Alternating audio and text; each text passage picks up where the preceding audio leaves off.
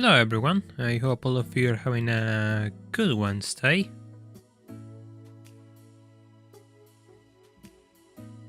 Letting everything load so I can read you. There we go. There we go. Alright, hope all of you are doing well, having a good Wednesday. We meet again to continue your selection of cars over my person. I wonder which awful things with 4 wheels you will all make me drive today, and I wonder which awful things with wheels the randomizer will grant me. Are you recording this? No, it's not. Doesn't really have enough. I don't think it has enough to do for a good video, honestly. I shall make more videos, but I still haven't found streams which outside of the few cases I just don't really get along with highlight videos. I just don't think it, and they don't do well either on the channel. So yeah, there's that. So what do we got here?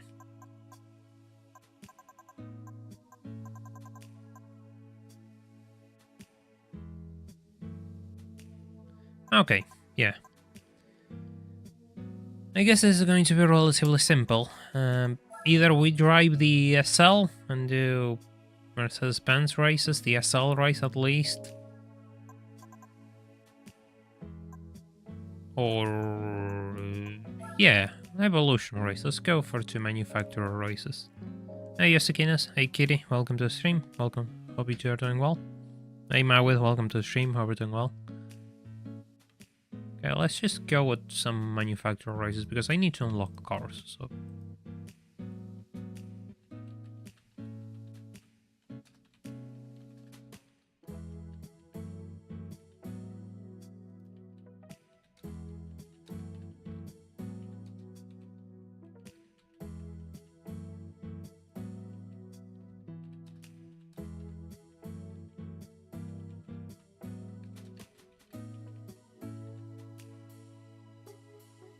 There we go.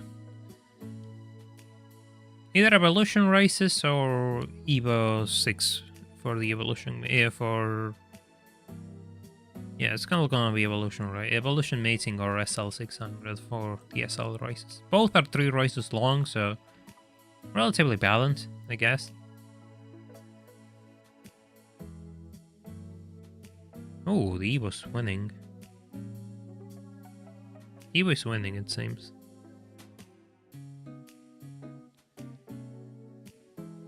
Hey Kuro, welcome to the stream, hope you're doing well.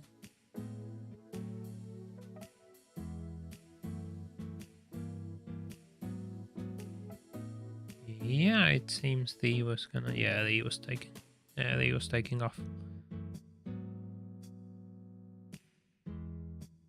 Okay, we got the first car of the stream. The Evo 6. We need a 4th car emote. I think I have a picture of the car which we can use for the emote. Okay, at least Evo 6 then.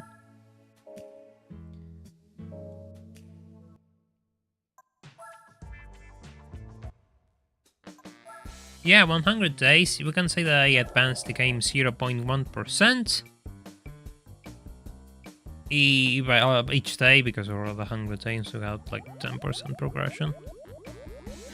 I got better than I was a bit ago. Alright, that's good. Yeah, if the news are the ones you sent on Discord, I read your message, but the thing is I just went to sleep after streaming yesterday because I had a headache, so I just didn't answer. If that's what you wanted to tell me, then yeah, that's really good. I'm glad you're back in working into things.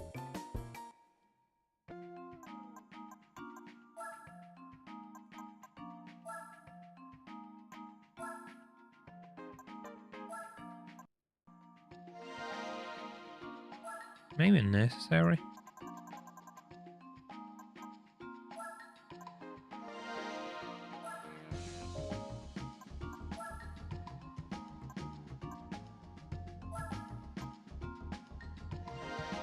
All the handling parts.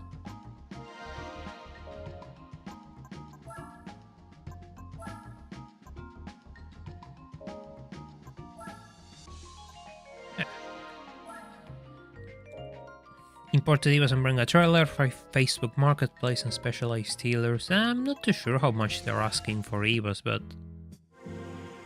the thing is, the issue with Evos and Imprezas is the fact that they both have their flaws, right? Both have their issues, like, you know how Imprezas are known for blowing head gaskets, and I know that the Evos also have their mechanical issues, so... They both have their demons to put up with.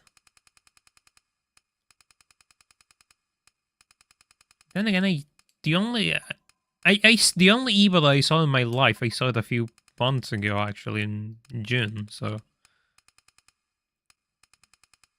I gotta say, it looks so cool. It was an Evo 7 or even... No, an Evo 8. It was an Evo 8.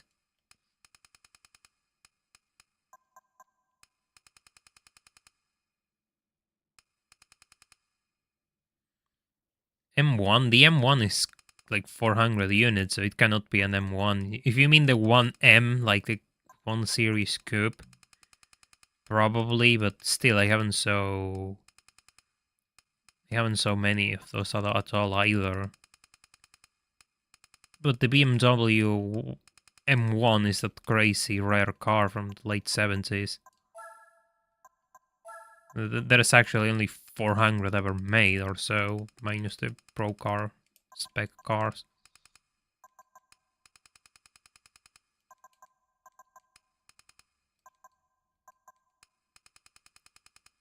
Yeah, the M1, I know there's at least one or two here.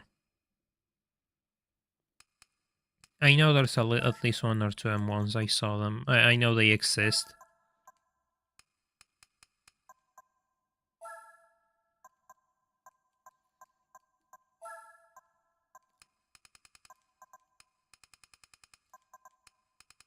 They're super hard to find, like the original collection cars. Evo 7 will be eligible to import. Yeah, but was it the Evo 7 or the Evo 8, the first one that made it into the US? The 8, right? Was the Evo 8? Why Argentina has so many rare BMWs? The thing is, depends on your definition of rare, but I know for experience that BMW had a really good importer, so when they started to open imports in the 90s, the import of BMW was one of the best, and that's why the brand actually managed to establish itself. They were the sort of people that will also import tons of parts when bringing their cars, so yeah. Hey Town, welcome to the stream, hope you're doing well.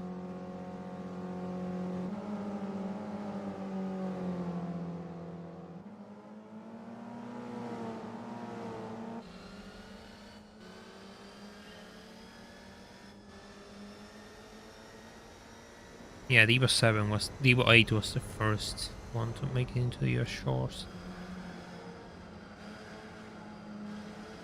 I know that there's... I seen at least an Evo 6 offered for sale, but I never saw the price, actually. So I know there's one of those here. But Evos are really rare, and so are STIs. The best you could do is probably WRX, and the WRX are insanely priced. Hey Alex, welcome to the stream, hope you're doing well. I'm doing alright, thank you for asking.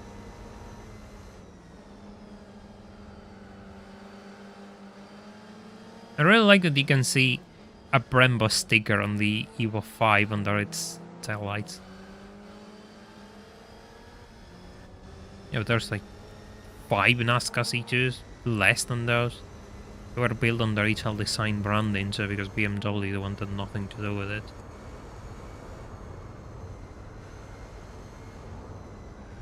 The only C12 that I know was sold was that blue one, which was sold ages ago and nobody knows where it is now.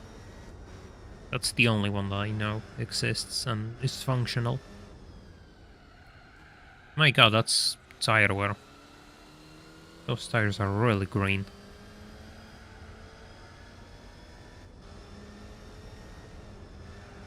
By the way, if you haven't left a like on the stream, I would really appreciate it if you did. YouTube isn't recommending live streams anymore, so I actually need all the help I can get to start spreading them again. We have a bit of a problem with that, sadly.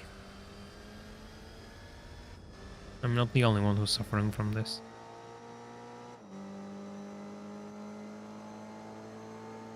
Yeah, the Sultan of Brunei is C12. Yeah, that one.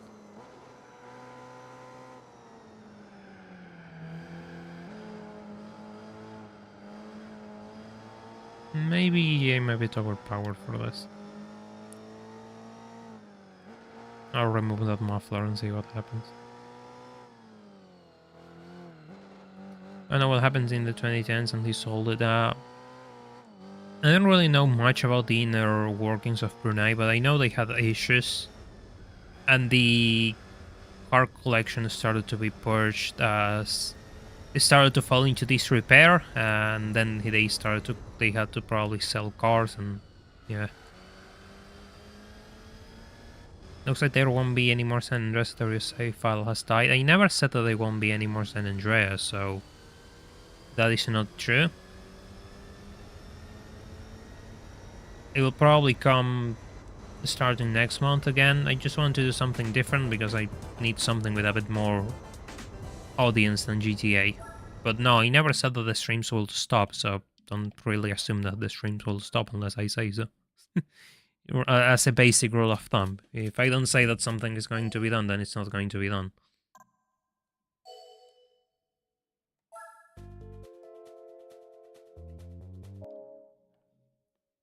Does YouTube recommend anything? Well, my streams used to be recommended much more often. And now they aren't being recommended at all.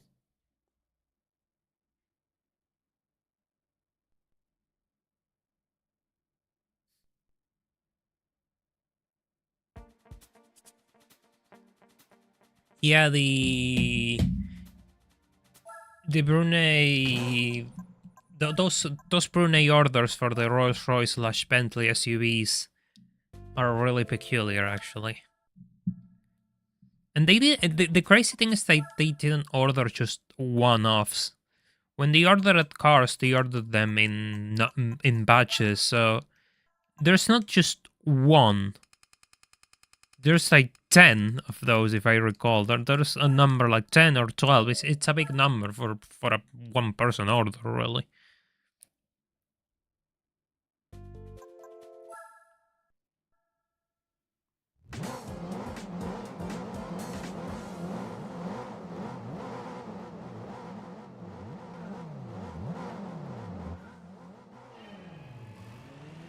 All right.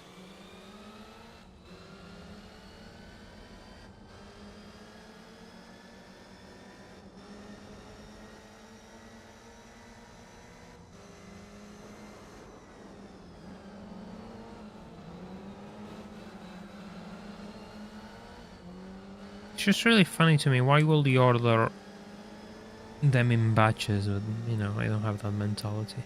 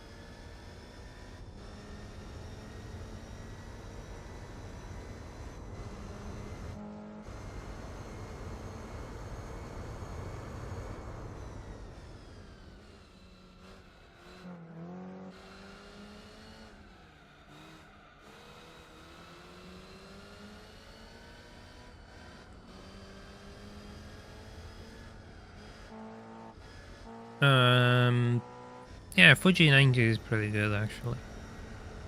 The iPhones are good.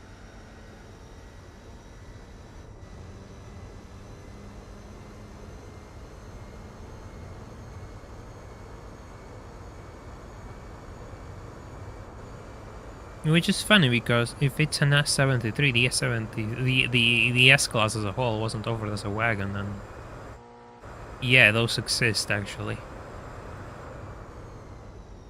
I'm pretty sure one of those ended in Japan, and we know that's how we know a bit about them.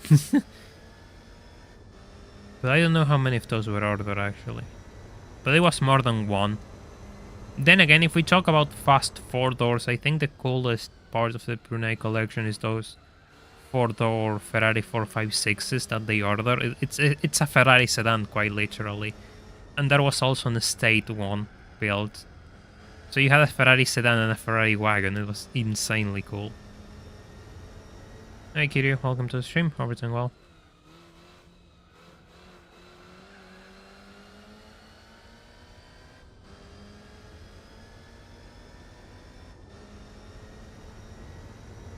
If we talk about S-Class from the 90s, I don't remember the code. Was it W2? No, W224 was the previous one. Oh, damn, I forgot the code of the S-Class. Ah. Well, in the 90s, Mercedes-Benz also offered the S-Class as a coupe. The S-Class coupe. And that's the one I want. That is the one I want the most out of those. But they are kind of expensive, really. Even the common ones, like finding an S500 coupe is going to cost you a pretty penny. And they're all automatic, so they're not exactly performance cars, you know. W140, yeah, those W140. There you go. Lately, I'm starting to forget the Mercedes codes.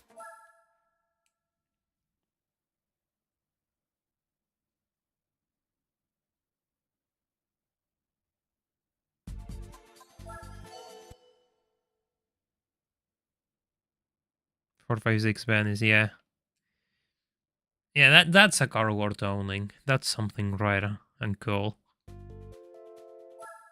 Oh, this is a one-lap race, right? Yeah, this is a one-lap race. That's gonna be fun.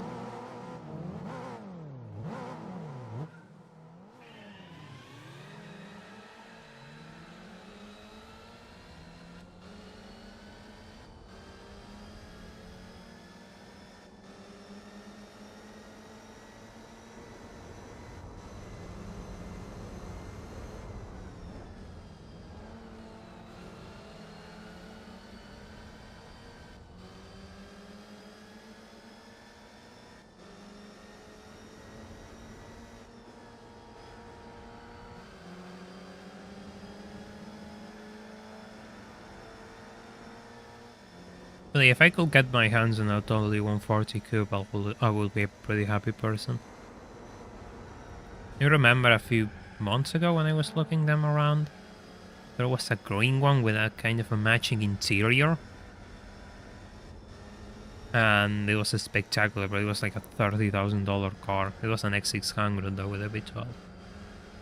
But still, it was a $30,000 car for a 90s S-Class.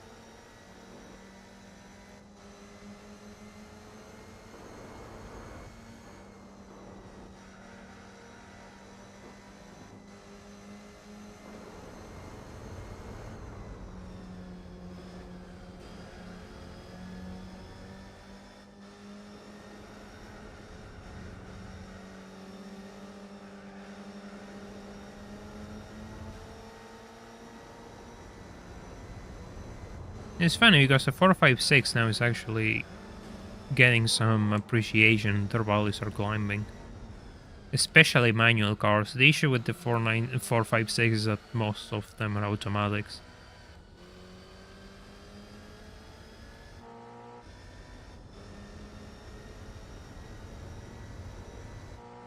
And funny enough, you wouldn't have the 550 without the 456, so yeah. It's kind of an important car in Ferrari history.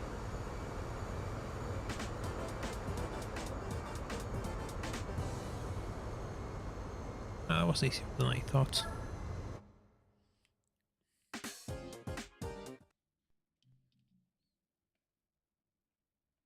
Let's see what I got.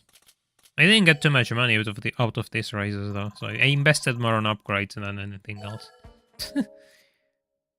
But I'll still have to use this thing, probably. Probably will find some uses.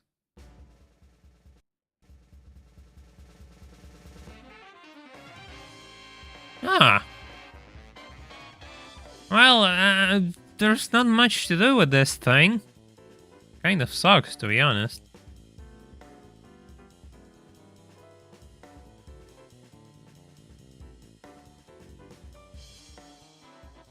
Well then, time travel unlocked, I guess. Definition of a cheap way into Ferrari ownership is always evolving. Is there such a thing as cheap Ferrari ownership, though?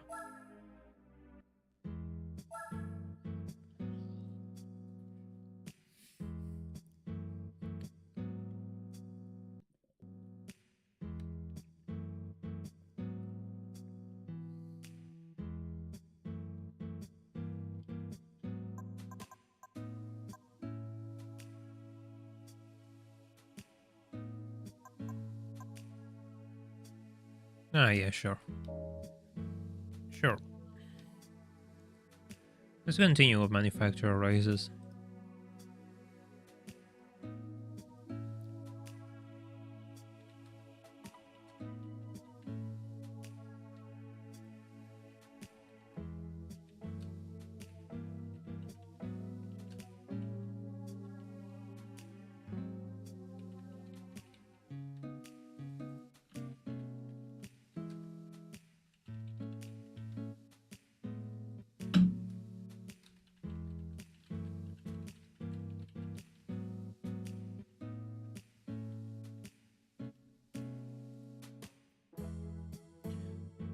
So, GTR or SL races or manufacturer races?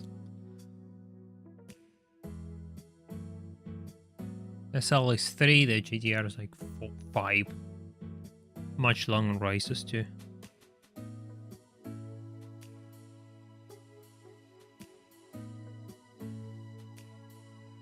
I mean, personally, I think like the DeLorean, if it didn't have the Back to the Future tie-in, we wouldn't remember it as fondly, to be honest.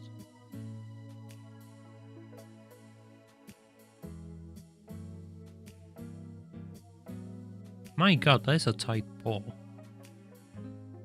50-50?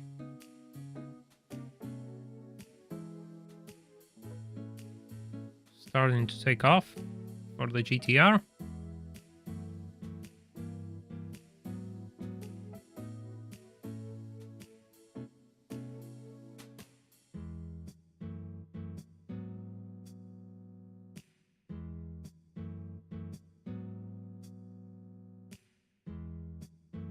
Even? Still even? I can't...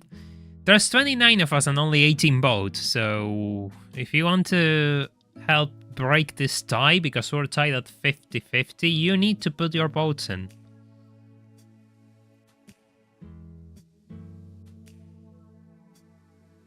GTR has a slight win, but it's a one boat lead.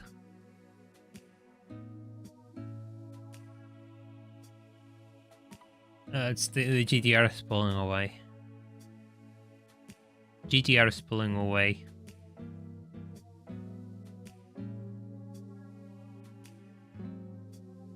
Should have ported the cell. Too late to regret it now.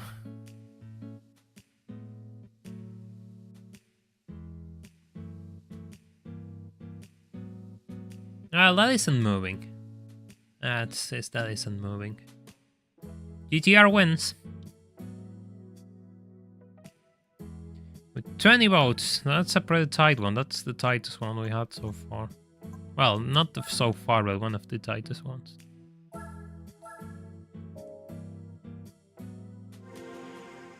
$55 plus 44 equals 100.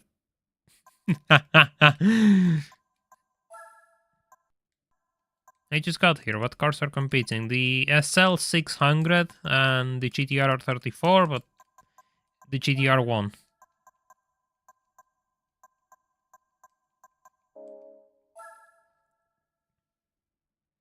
You know, I wonder if I could do this with a stock R34. It should be possible.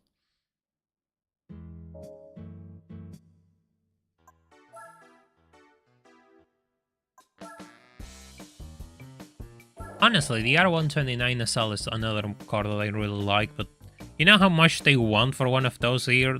They'll start at around like $50,000 to $60,000 and upwards. For a 30-year-old SL.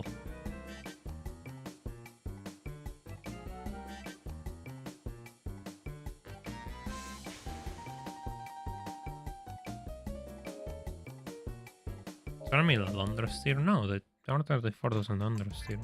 Actually, quite the opposite.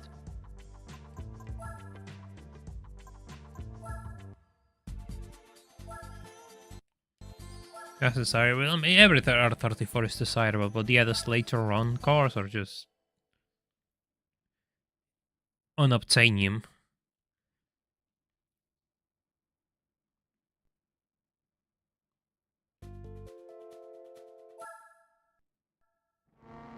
Sounds 3 points. The old cars are to hold it back, I think.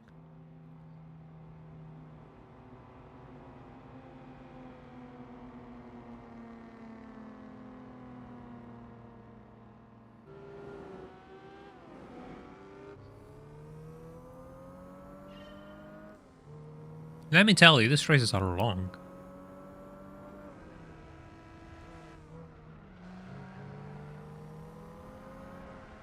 That's an oddity, I can marry GTR.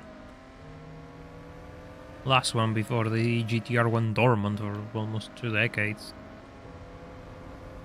This event needs hard racing tires. Yeah, but racing tires make it too easy, and the opponents are running on sport tires. So running racing tires is overkill and completely unnecessary because your opponents don't really have them, and you can beat them we can beat it with just regular sport tires. So no, you don't need those.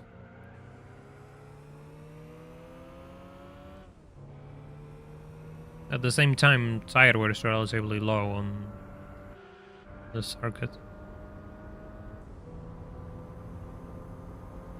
Well, yeah, based on rarity alone, M-Spec R34s are crazy rare. There's not that many of them. And B-Spec 2s are a bit more, they produce more of those. So if we go by the rarity factor alone, then yeah, they're going to be more desirable. But the thing is, will they actually command a massive premium over them? That's the question. I guess only time will tell. Favorite tuned R34? Probably mine's a Skyline. I'm biased towards mine's Skylines.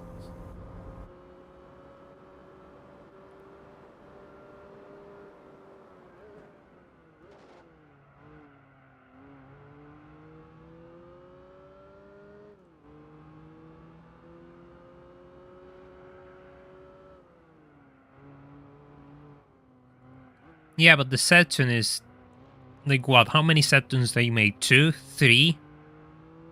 They made next to none of them, and they were like the final run cars, if I remember.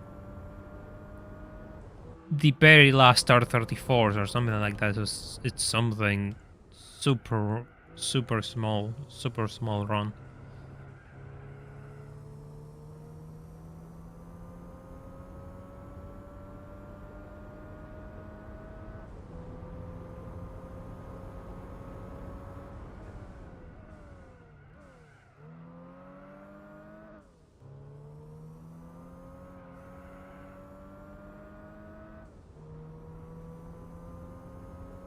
Yeah, so based off sportiness and driving experience, the Spec 2s are better.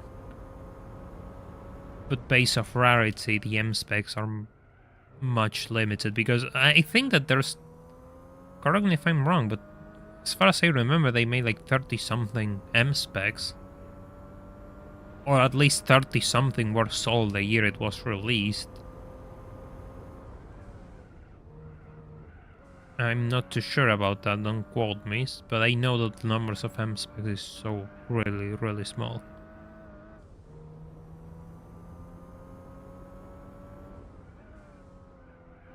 Yeah, there was an R32 minus a Skyline. R32, 33 and 34.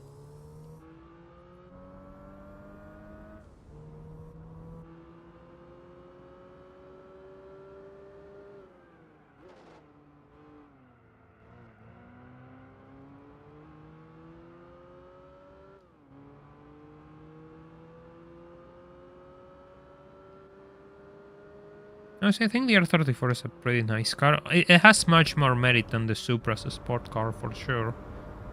I'm not sure if I will ever pay... If I had the money, I'm not sure if I will pay for one. It's not a car that drives me crazy.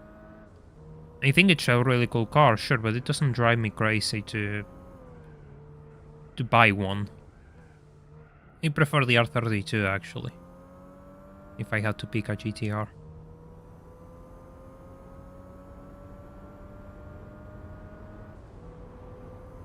I expect numbers are on the low, high 200s, low 300s.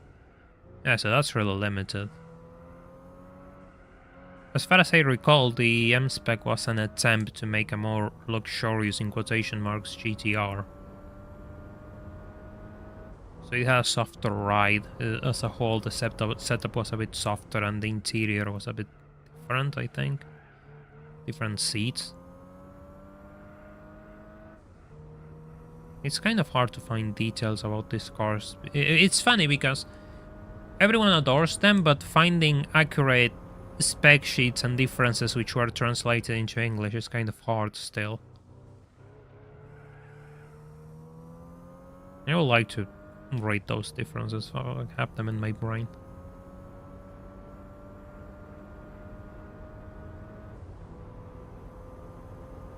Interior is nicer and suspension is softer.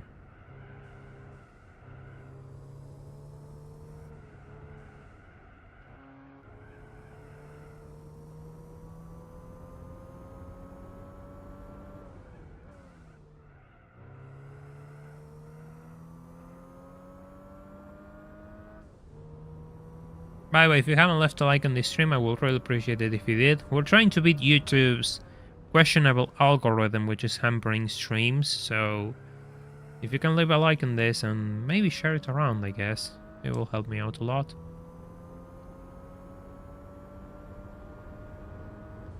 I don't think it's forgotten. I think the problem lies with the fact that the R34 is the final step of that evolution when you think about it, because the R32, R33 and 34 are all connected to each other. The 34 has has the media image thanks to Fast and the Furious and tuner culture. It's more recent and it's the final link of that evolution, so it makes sense that it's the most desirable out of them all. The same way the 993, 911 is the most desirable of them all because it's the final of the air-cooled cars. You could say, sure, that you have things like the 930 Turbo and the first generation, but yeah, but those are okay in their own right, but they aren't the final cars. And it's always the final cars which are the most appreciated. The final and the first cars.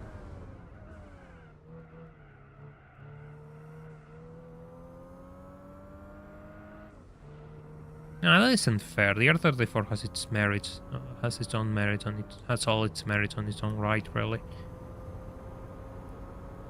It's not just tuner culture fame. It's just more than one movie that made it cool.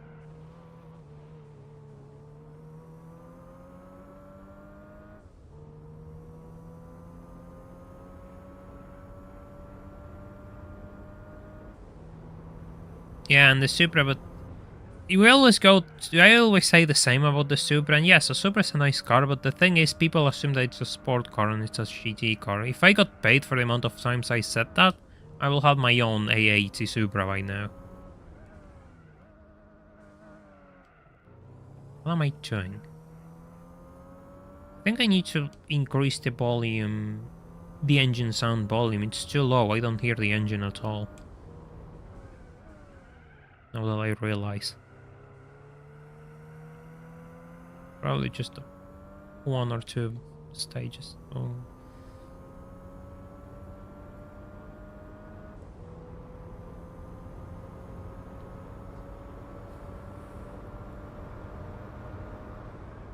Hello Charles Stuff, welcome to the stream, hope you're doing well.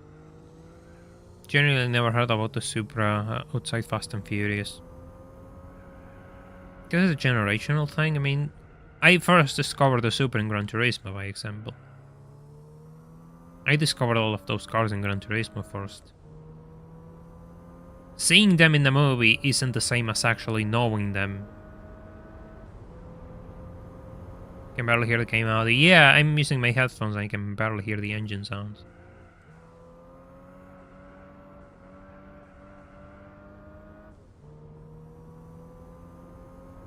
Yeah, pretty much the same though, because the Testarossa is on...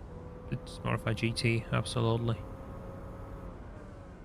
Which is funny, I posted a Koenig specials Testarossa on Discord that just got sold. Because I found it recently. And the thing is, I didn't know Testarossas were moving for so much, especially the later 512s. I didn't know the 512 TRs were moving for that much. They're really expensive. I thought they were a bit cheaper. But I guess it makes sense. When I was looking, they had only 400 TRs on the US, so it's okay, fair enough. It's a really limited car.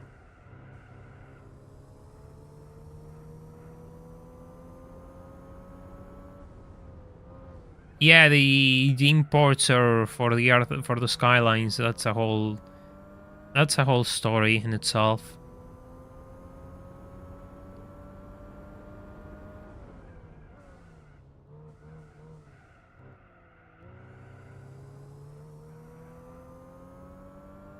According to what they could find, well, some people say that the fact is that the company was poorly run and they were burning money which they didn't have in party habits and things like that.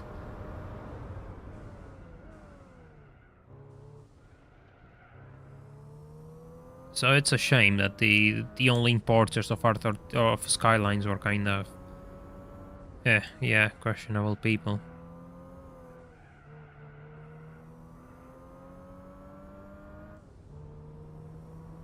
R35 is okay, but it's a different generation of car. You cannot group them with the earlier cars because they're different platforms, engines. But the R35 in its own right is a really good car too. Oh, well, it started raining quite hard now.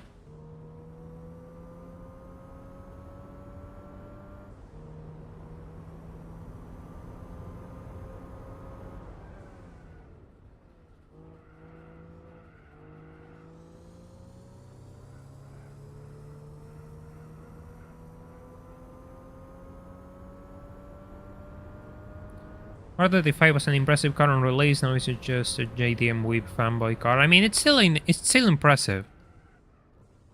The thing is that it has been around for a really long time with little changes, we could say, and the fact that it has been around for so long kind of makes it feel a bit dated, and people ignore its place on the food chain, we could say. At the same time, the R35 has a bit of an issue because, unlike other cars, the R35 did improve its performance, even if the looks remained somewhat similar. So an early R35 will not have the same performance as a later car. And then you have the Nismo cars, but the Nismo cars are like what, 911 turbo money, 200k or thereabouts.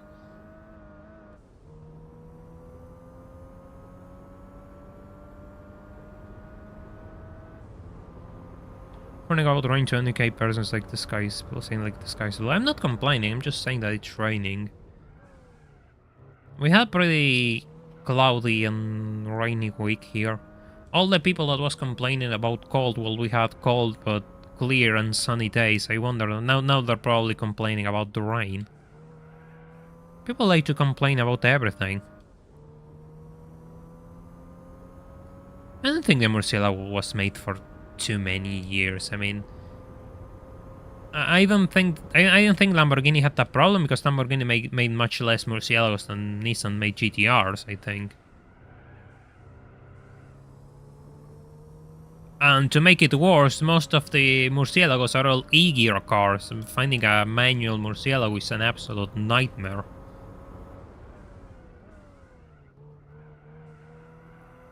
And yeah, good luck finding one and paying someone something close to an auto car. You'll have to pay double at least. What are we doing now and what car? Skyline R34 and Rise of the Red Emblem. The Skyline event. With an R34. Just seeing what's hiding behind these races, really.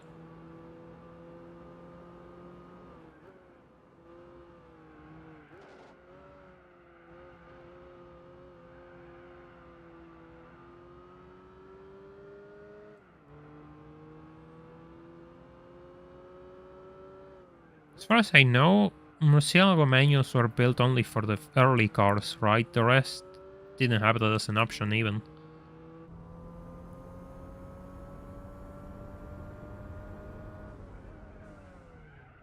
By the time you get to like the LP 640, it was all semi-autos.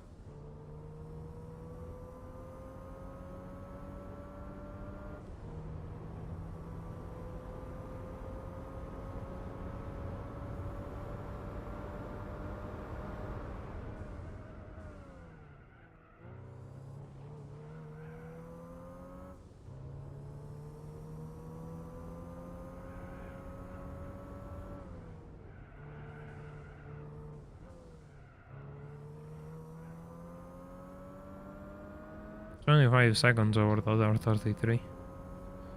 To think I was like 1 second away for a couple of laps and now I'm just destroying it.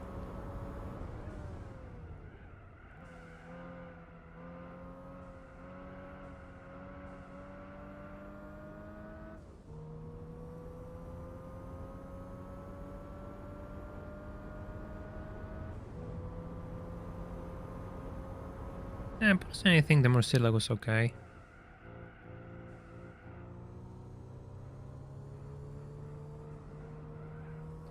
I'm not the biggest fan of it, I guess, but I think it's a pretty cool car.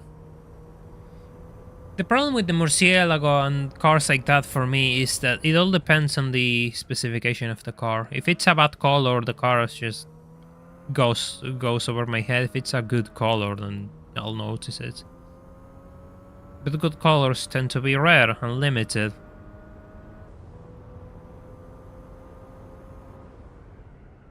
Probably one of the most known examples on the internet is like the Verde Ithaca on the Murcielagos. That's a beautiful color, but there's not that many of those. There's very, very few of those.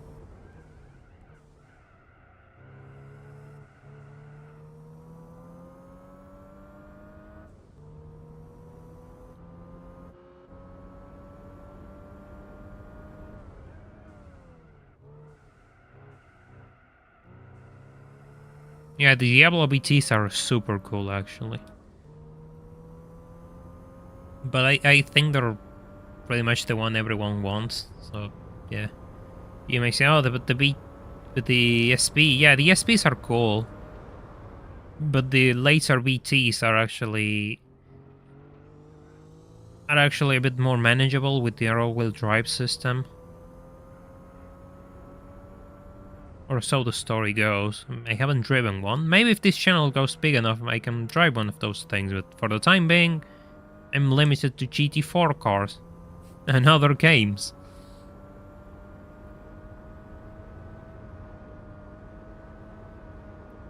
The Gallardo came first, I think.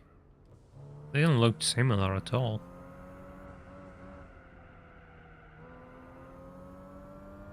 Yeah, but the Kala was a prototype, it never really got sold. So it's not a production car, I mean, it's just a production one-off, doesn't count.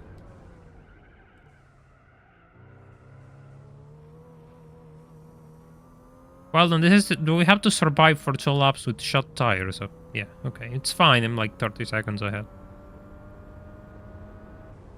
Who cares?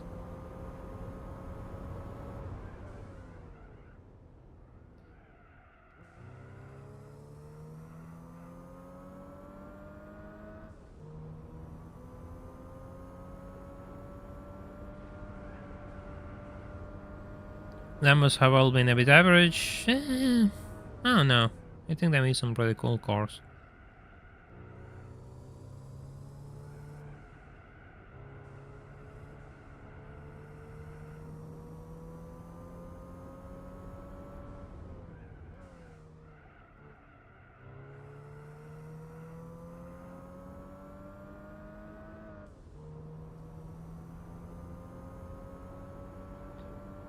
Personally, I think that all of those things are based on the relevance that one wishes to give them. I wouldn't say Ferraris are overhyped or Lamborghinis are overhyped. I think they both made really good cars.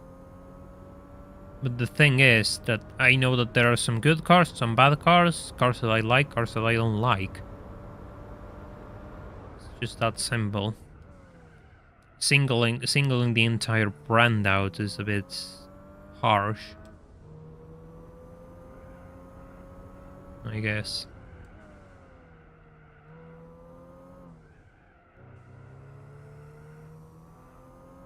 Alright, final lap. The Reventon was probably much harder to build though, that's why it wasn't a production car.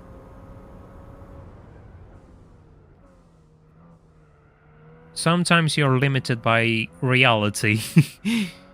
Sure, that's cool, but I can't build it because it's impossible. I cannot sell them at the price that I need to sell them, so I need to compromise and make something more simple. Anyone remember the Lamborghini 350 and 400 GT? I do. I actually seen those in real life. They're really cool cars. But I really like the front engine Lamborghinis. The 400, the Spada. There's also another one which I always forget. It was the Harama, I think.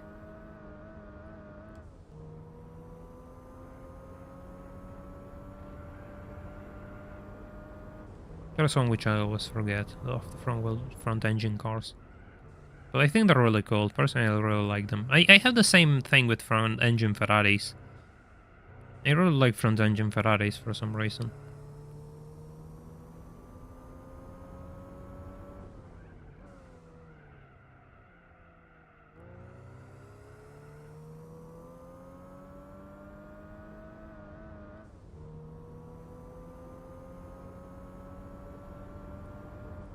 Thank God I don't have anyone behind me, because driving this thing right now is kind of hard.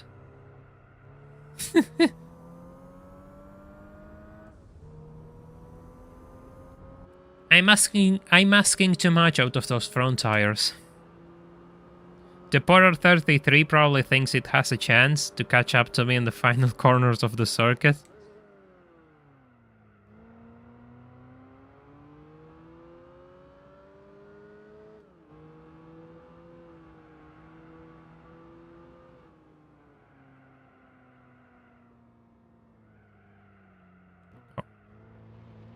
No.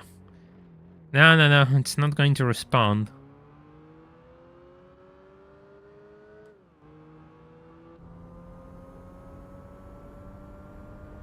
Whew. Okay, let's get out of here.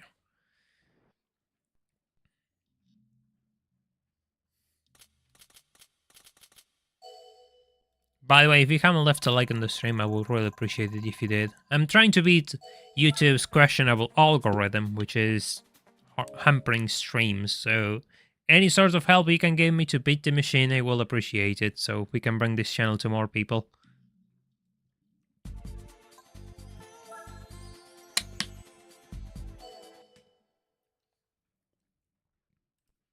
The Huracan Halpa Lamborghini, yeah, the Lamborghini Huracan is kind of cool. The Halp is nice too, but the thing about the Halp, I think, is that they made it on really, really small numbers.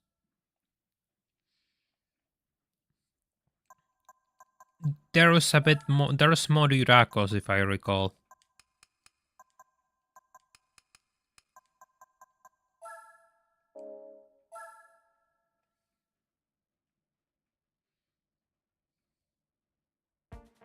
The DeLorean will be an European car. Fun enough, in GT4 is patched as an American car. Didn't know Ireland was part of... But then it was built in Ireland. Part of it was designed in America, part of it was corrected by Lotus. It's a really weird car to place, I guess.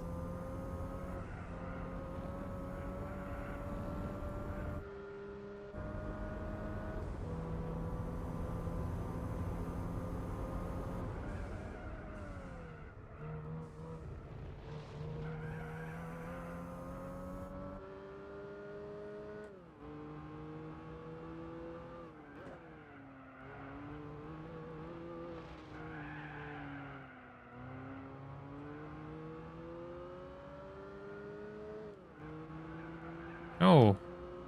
Hey, it's my lost brother. I didn't even see if it was the same car that I'm driving, or it's just a white GTR.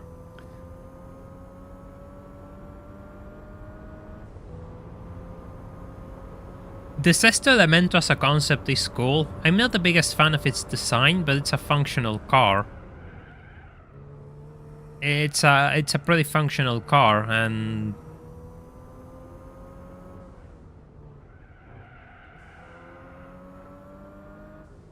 I can actually see why people praise it. Built out in its entirety of carbon fiber. I have made 100 YouTube accounts called Need for Boomer. Should I like this stream using all of those accounts? I'm not going to say yes, but I'm not going to say no either. It is up to you. This is a moral grey area. Oh. Oh.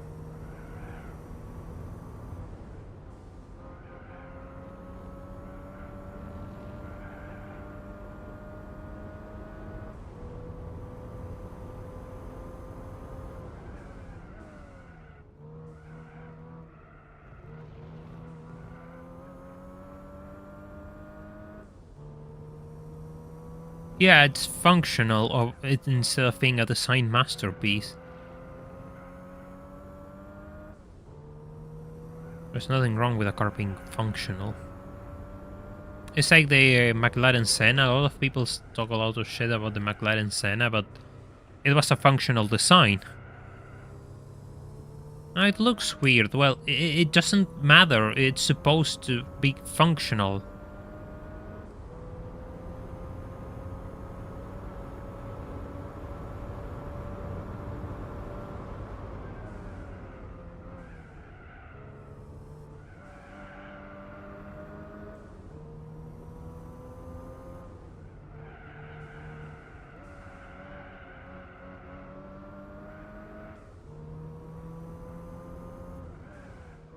I mean, sure, you can argue that it doesn't look good, that it isn't attractive, and that's okay, but there is a difference between saying that the design isn't attractive and saying the car is bad. That's what gets me.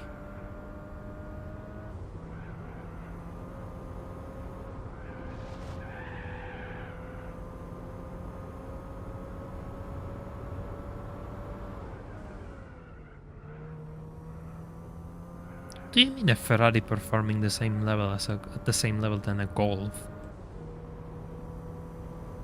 What sort of Ferrari and Lamborghini performs at the same pace than a Golf?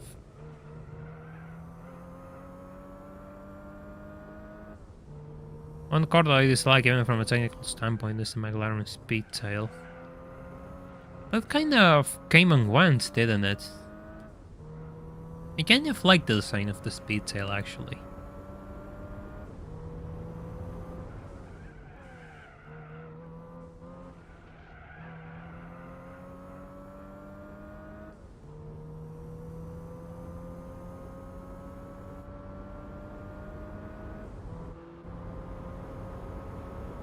Slower than the parent despite having less drag and more power. Oof. That's painful.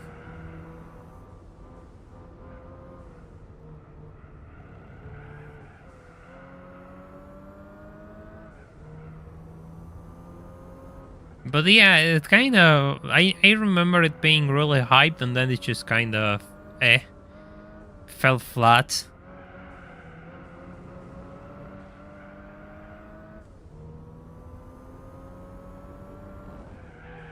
I had one wheel on the grass, it seems.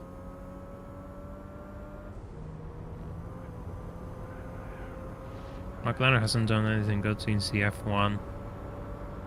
Not true, I guess. I mean, the MP4C12 was pretty revolutionary when it came out. Pretty much the entire supercar industry / hypercar industry took bases from that car, and you could argue maybe it had some mechanical issues. It was revolutionary from a technological standpoint.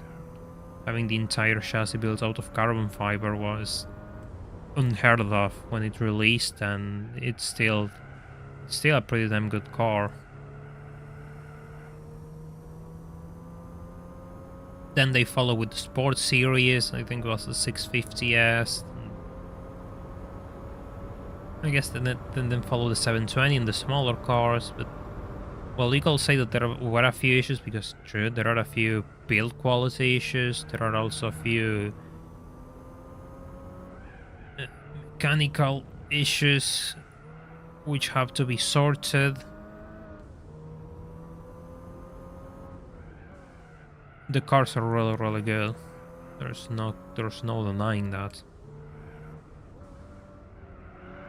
Honestly, that's just kind of what annoys me. A lot of people just look at the car at face value and assume, I don't like this, and so this is bad. And there's always much more than what you see at first glances. And you can't just boil down cars to spec sheets either. Numbers don't tell the entire story. That's why people actually pay fortunes for cars that seem really slow on paper, because they happen to deliver an experience which nothing else has managed to achieve yet. I remember the GT because the McLaren GT was actually designed by an Argentinian. And it was all over national news.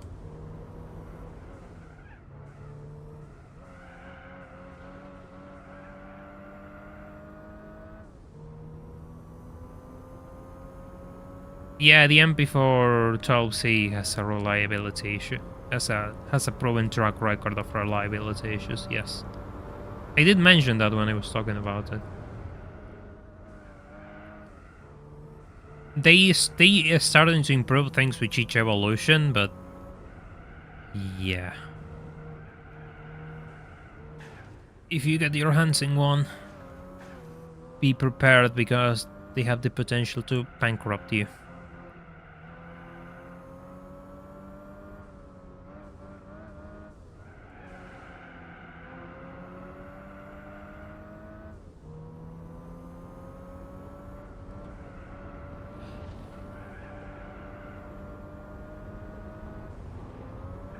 McLaren reliability didn't go well. Hey God, so welcome to the stream, hope you're doing well.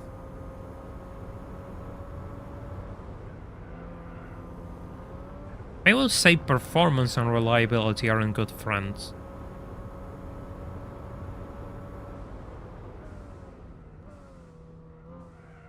Think about it.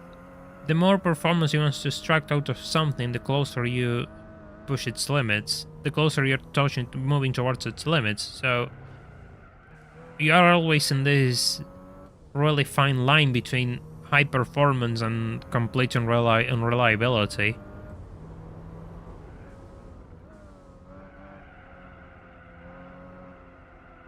That's why performance cars have all sorts of, issues. Dare I say quirks.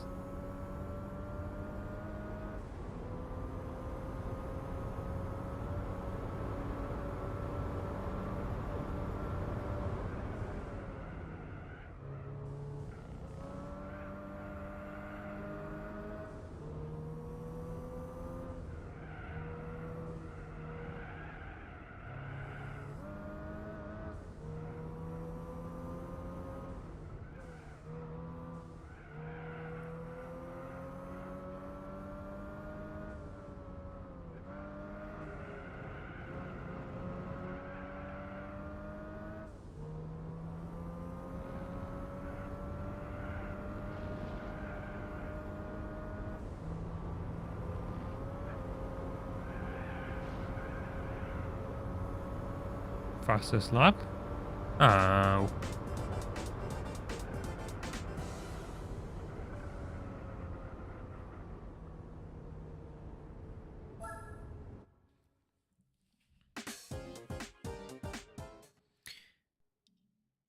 Saying only and then following by saying 627 horsepower is kind of absurd, really. 627 horsepower is still ridiculously high today. Just because you can get that out of smaller engines doesn't mean the number isn't crazy high. So it's not something that you say, oh, it's only 600 horsepower, like it was little. It's not little. Good luck making an engine which can produce so much power and not break itself every 10 kilometers.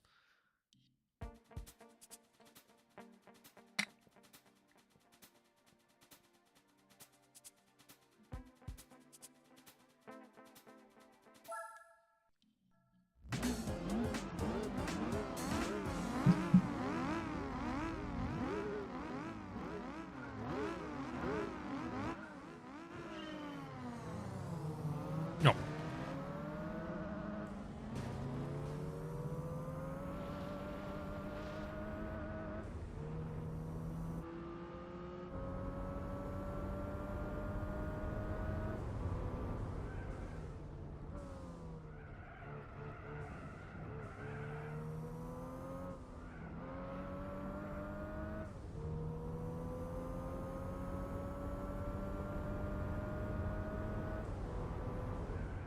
Well, this is 80s Fuji.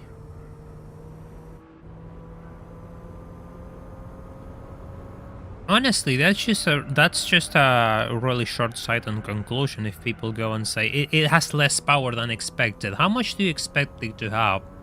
At the same time, power isn't everything that matters to it. The car is ridiculously light too.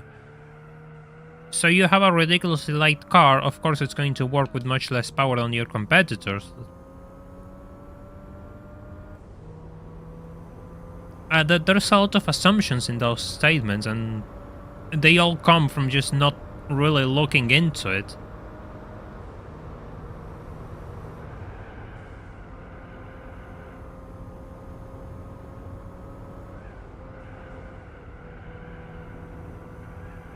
Things are what they are, it's not what me or other people guess.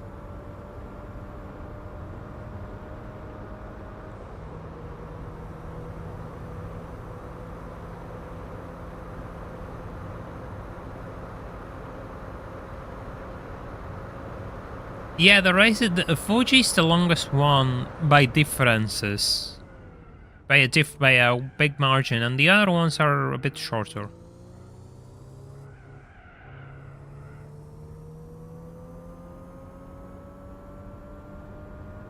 Yeah, exactly. It was a complete package. The car was almost slightly over 1 ton.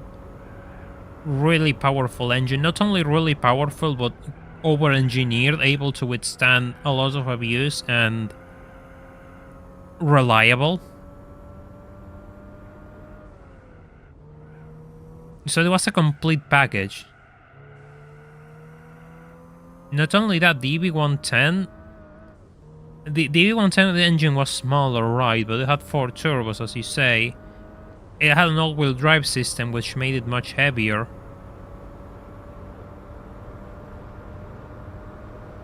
And while the XJ220 was...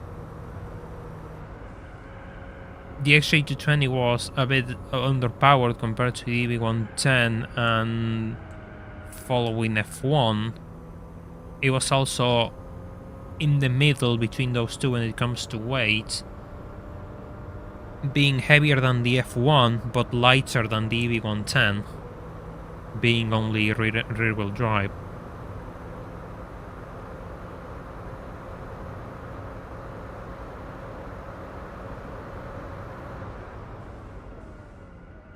And it had a twin-turbo V6. Thermostat. It wasn't naturally aspirated. Some people say it's a bad thing. I don't think it's a bad thing. I think the XJ220 is a pretty good car.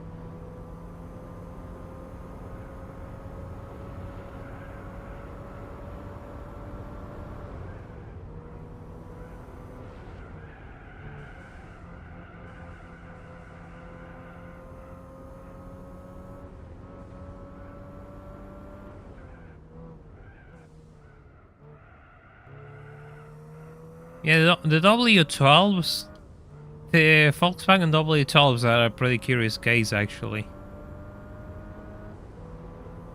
If I recall, they were just built to test the engines, and then once they realized the design was viable, they just cancelled it and greenlight the Bayron and gave it the engine technology used on the W12s.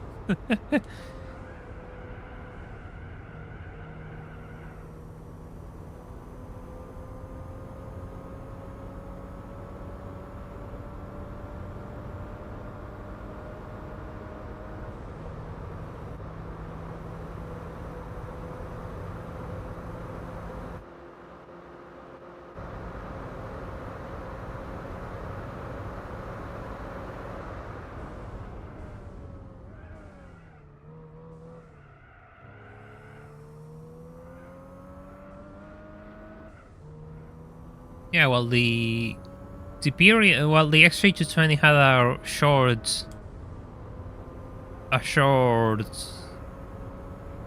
period of being the fastest car in the world.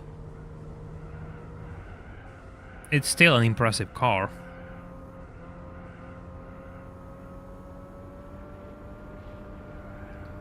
Seeing it from the base perspective, say you're people who are newer to car culture, they may see that HP and compared to cars that have like 900 horsepower nowadays. Yeah, but how much do those cars weigh? What is their wind resistance, etc., etc.? There's so much that goes into the package of making a faster car. So it's not just the biggest power number. Let's just say that you have a car, right? Same car, same build, same weight, same everything, but you change the gear ratios. Your top speed is going to be completely different.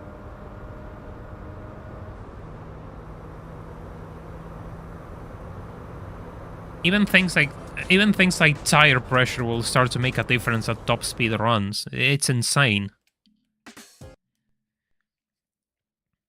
So just judging everything at face value and just taking the more basic things will always end up with a flaw conclusion.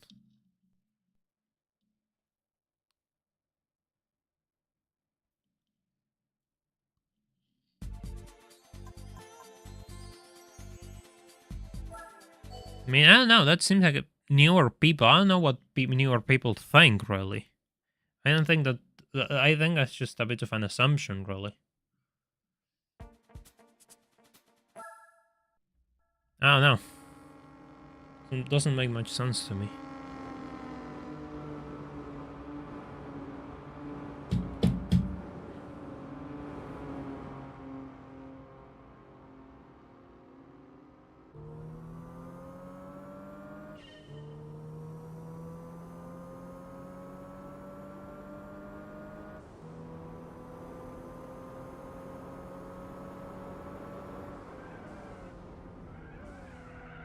Yeah, it is. It is one, and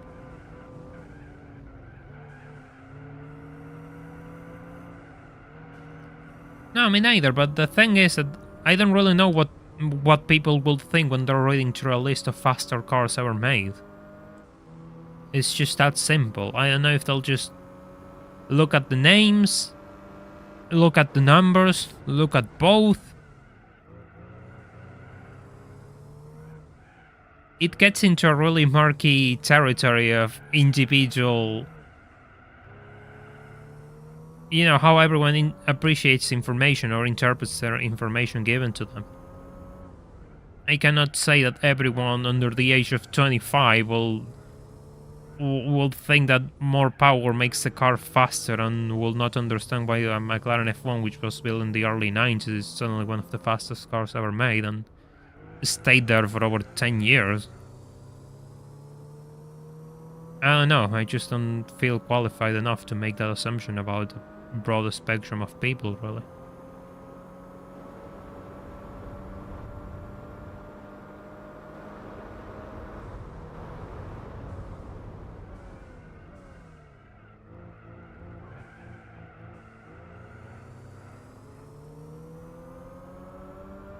Let me tell you, not buying the LST or torque split for these things makes them so much better. It's crazy how something you will think it's an upgrade actually ruins the car outright.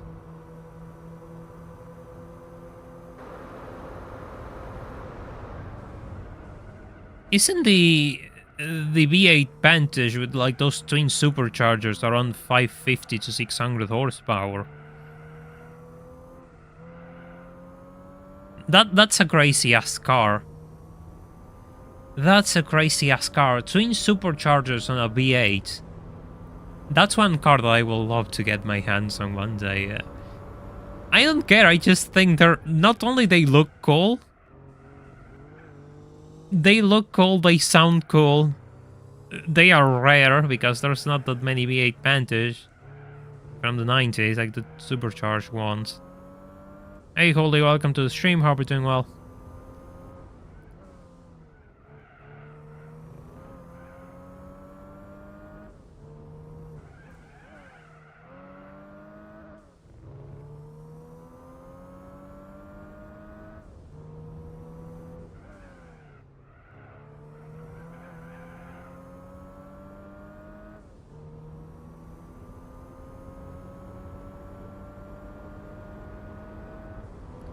'99 V8 Vantage or Lister Storm? The Vantage. I mean, the Storm is cool and all. Storm is a super cool car. If I will love to get my hands on a Storm to actually document it and find its history and be the guy that actually has some information for the world to know about that car, because it's really hard to find anything about it. But if you're asking me, the one which I will get, it will be the V8 Vantage. The V600 is super rare though, yeah. And here's the complicated thing about V8 Vantages, right? First, because if I recall the story right, the V600 was the final car and it was offered as an option. There's very few V600. But the thing is, it's not that Aston made more. A lot of them were converted from earlier cars, which I think they were B550 or something like that. There was a version before the V600, and which came in between the original V8 Vantage and the V600. And some of those cars were converted into V600 spec, which makes finding about these cars a bit of a complicated matter, if I recall. Good old Aston Martin. The V8 Vantage is also special because it was the last hand-built Aston in quotation marks. So when they stopped making those, it was like the entire mentality of the brand changed.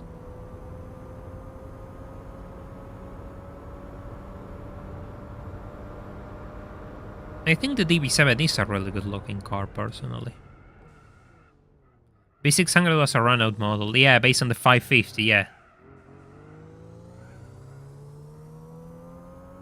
Then you had, I think it was then you had the V8 Vantage Le Mans, I think it was called. I'm not sure if it was built over the V600 spec, or the V600 spec came thanks to the Le Mans car. Yeah, the V9 is probably the best looking. Yeah, I agree with that. Yeah.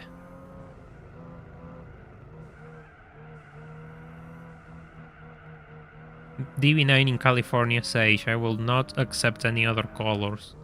And the interior has to be good. The interior has to be good. If it's a grey or boring ass interior, no. No, no, no. It has to be in California Sage with a colorful interior.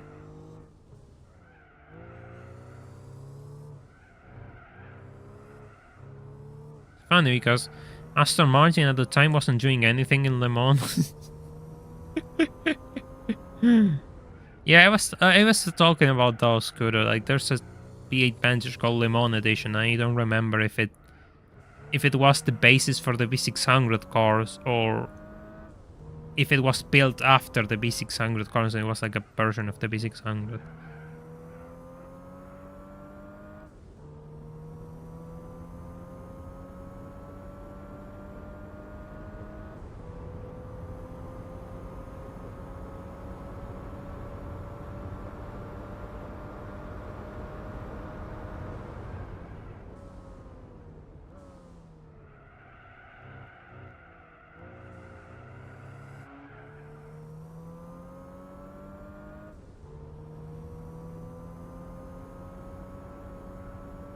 Yeah, details are a bit obscure. It's a bit hard to find details about those cars.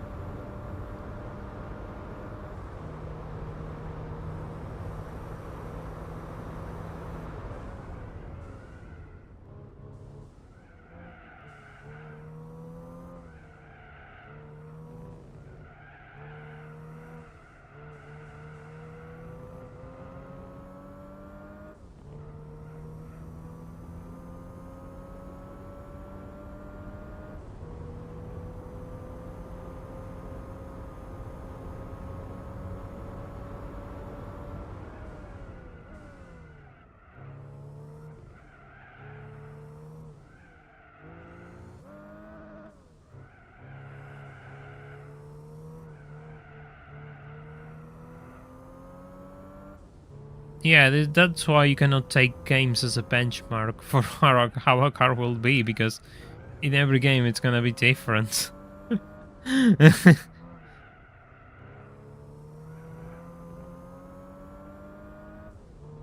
have tested millions. I have tested thousands of cars. In Gran Turismo.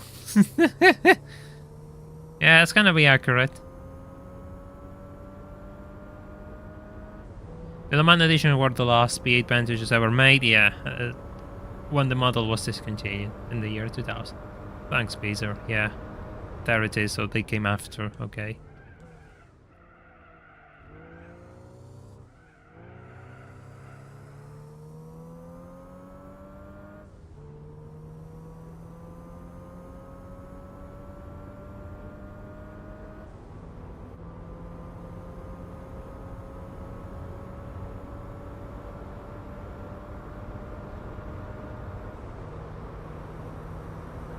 I already clocked 100 kilometers on this R34. It's getting used.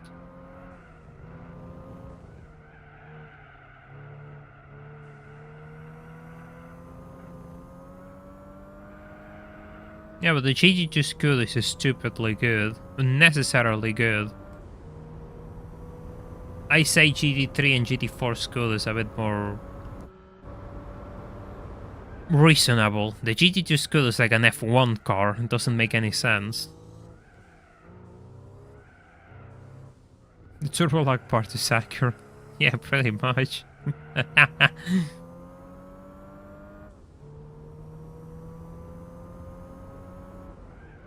The problem is that people assume the GT2 Scooter is how the car should be, when in reality it's just GT2 being a broken game as usual.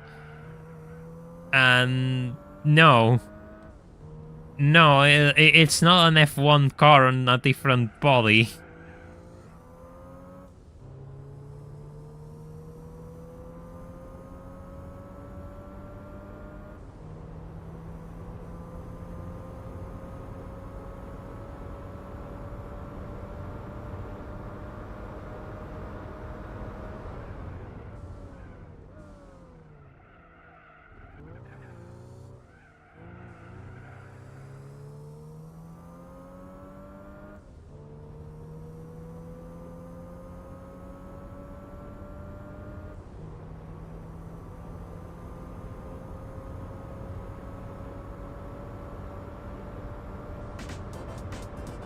I think there's one race more, right?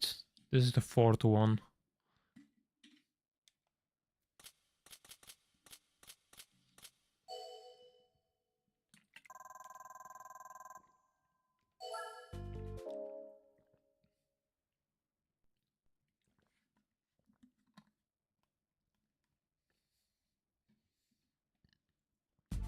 Yeah, wonderful.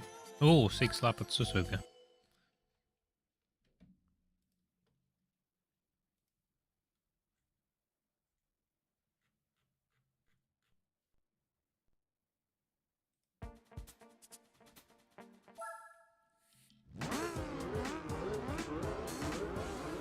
Funny thing happened a few days ago while testing GT5, GT6 settings. GT5 felt like everything had understeer in comparison to GT6.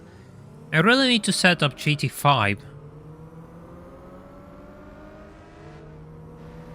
I have said that for months, I know.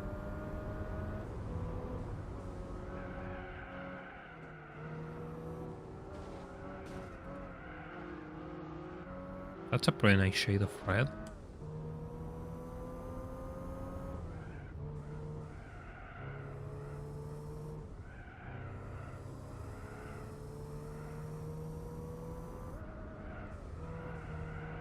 The 787B wasn't the fastest Group C car, and to be honest, it managed to pull that 91 Le Mans win because all the other cars had to leave its field because they suffered from technical issues.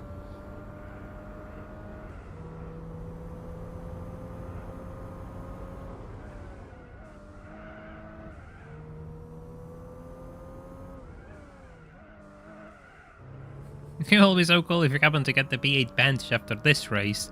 I don't think I ever seen that car in GT4 by anyone before. Yeah, the problem is, I think it's a bit of a... I think it has a few issues. It's not that useful. I really like it, but it's not that useful in GT as a whole. But it will be really fun if I get one after talking about it for like most of this race, most of the previous race.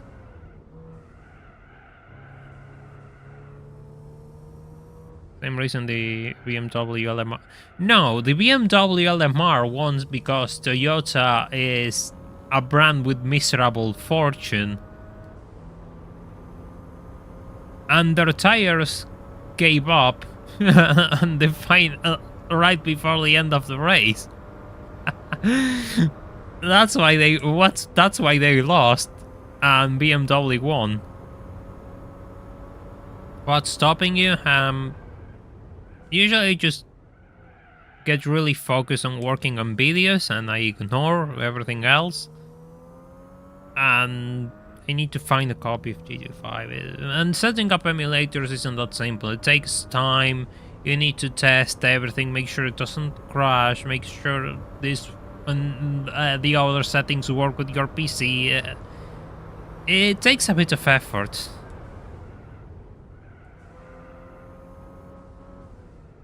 It's not as simple as copy and pasting.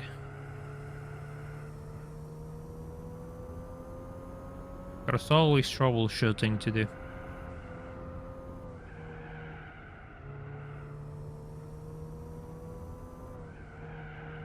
What are the PC requirements for RPCS 3? Demanding. Really demanding.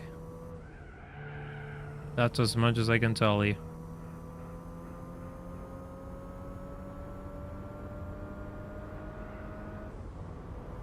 I don't know the specifics, but it's not simple to run. You'll need a chunky PC.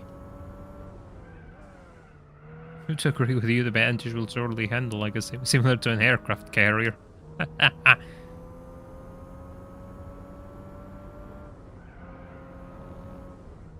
3060 excuse anymore. What do you mean with... I still have a 3060. What are you talking about?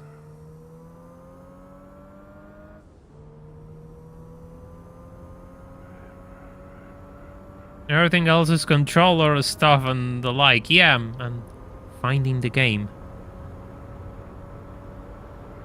But that's another story. Yeah, but I think I talked to you about it, Senko. My issue is the fact that I would like to use a later build of GT5, and you told me that later builds of GT5 just don't work or have way worse performance. And that's kind of what holds me back. Didn't you upgrade to a 3070? No.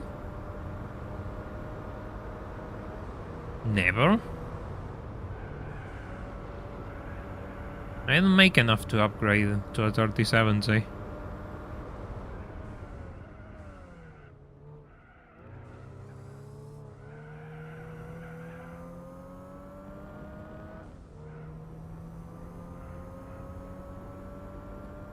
I wouldn't say they got shafted. GT1 cars are always going to be slower than Group C cars. That's how it is. If you put them against Group C cars, they're going to lose out, and GT4 puts them against Group C cars where they are slower, and therefore they seem worse than they actually are. I mean, they shouldn't be on terms with Group C cars because they never were.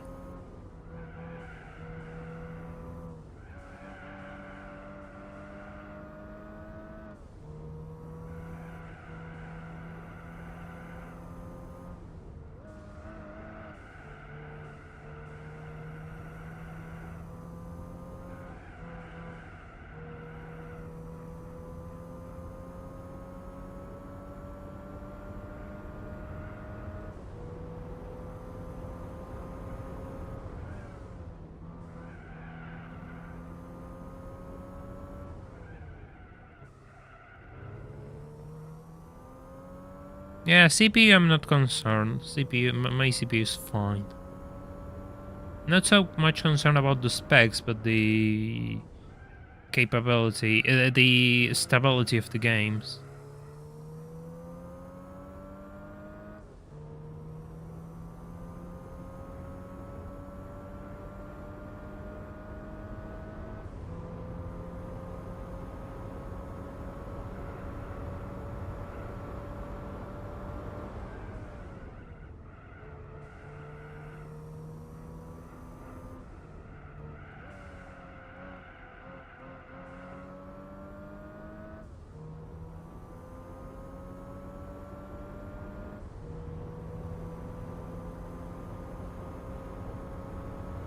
Yeah, pretty much. The R92 CPU is one of the fastest cars in GT4.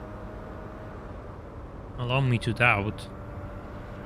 Favorite LMP car in GT4? I always say the Jet Pescarola because it's one of the best ones. So I will go with that.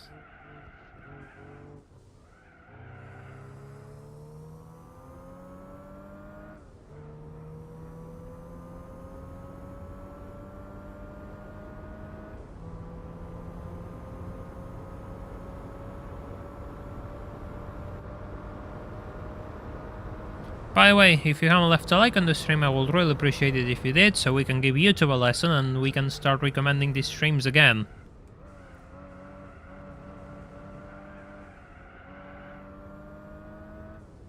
Hey Elias, welcome to the stream, hope you're doing well. We're in the final race of the Red Emblem Championship, the Skyline Championships.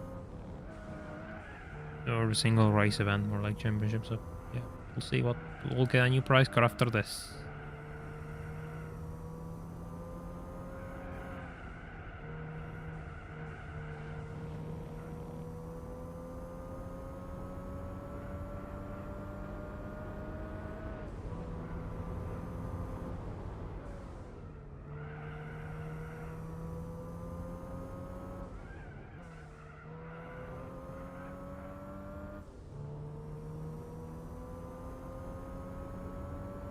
Give me something interesting. You always miss something interesting if you aren't watching my channel, really. Unlike others, I actually play my games. I don't let B-spec drivers complete the game while I'm asleep or something.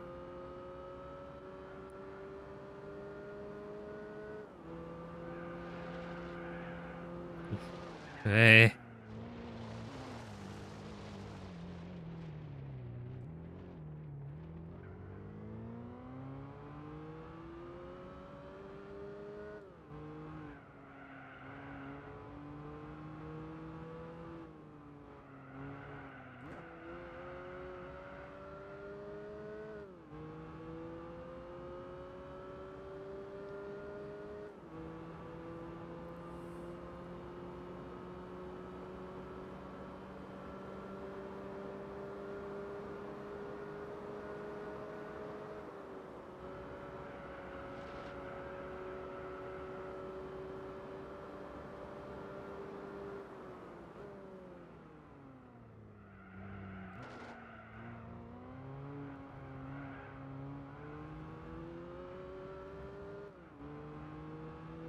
Another thing that I need to test is Xenia for Motorsport 4. I really want to play Forza Motorsport 4, but again, I heard that it's unstable and a bit of a nightmare too, so yeah. I don't really want to spend my day screeching at the emulator.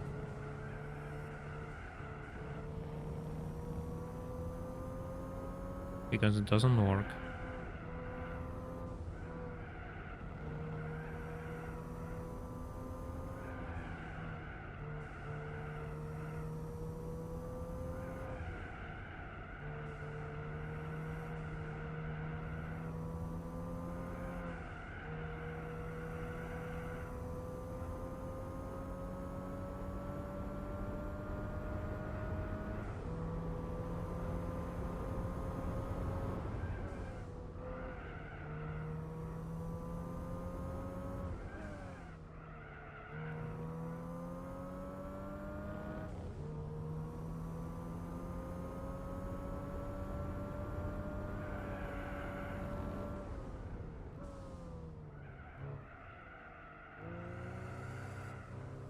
Yeah, original Xbox here. This was, I always say the same, the console which always won here is the one which had easy piracy on games. So it was PS2, then the Xbox 360, and then for PS4 and Xbox One was kind of, no, I lost trail there.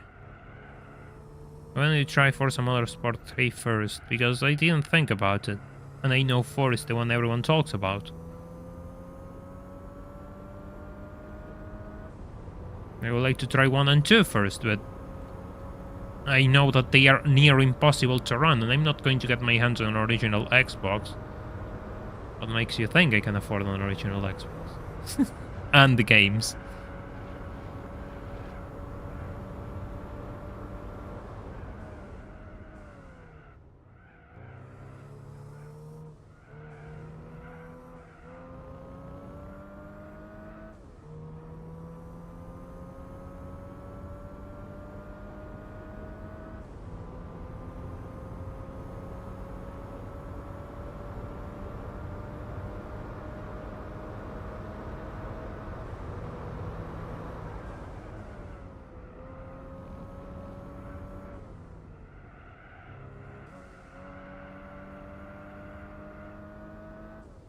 I love how everyone's just scattered all over the track. Yeah, but shipping it to you will likely be a small fortune. I appreciate the intention, but yeah, don't worry. It will cost a fortune, and to make it worse, I will need to buy all the things that you need to record it. Capture card, things like that. Yeah, no. No, not for the time being. The Xbox One, Series X and S are considered almost unhackable. And I wonder why they don't sell here and everything is like PS4 and PS5.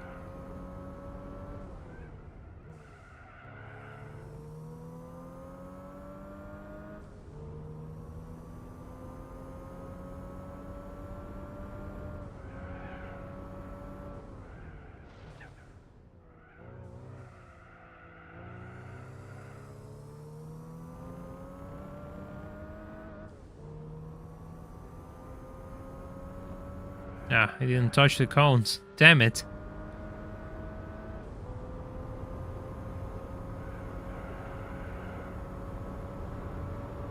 You know, it seems... This is, you know, government version, so we don't know, but... Starting December... One of the biggest taxes on imports will be removed. So maybe next year... One of the biggest hurdles to import things will actually disappear and we'll have cheaper imports.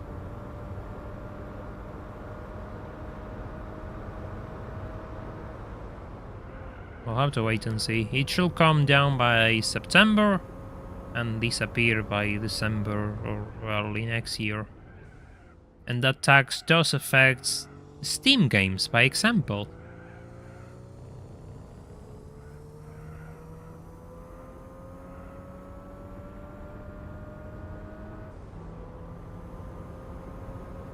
Okay, let's see what he earned from driving a Skyline for so long.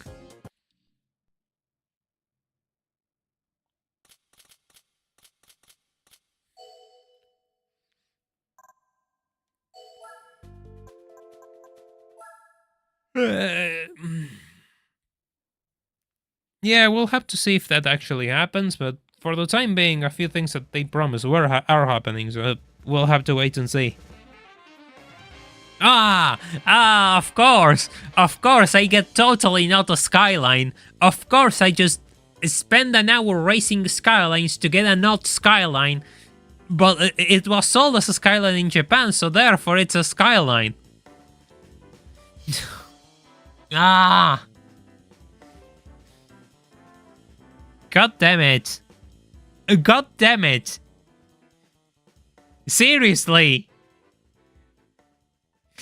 Seriously, I get a G35.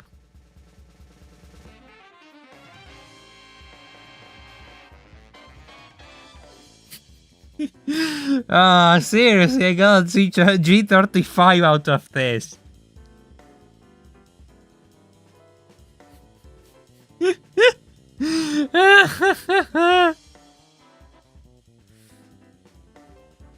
God damn it. Out of here.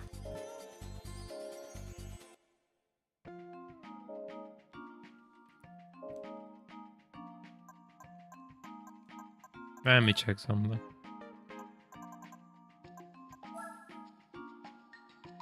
Nothing.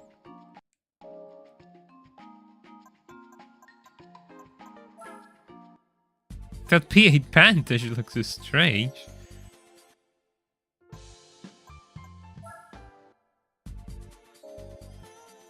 Okay, fine.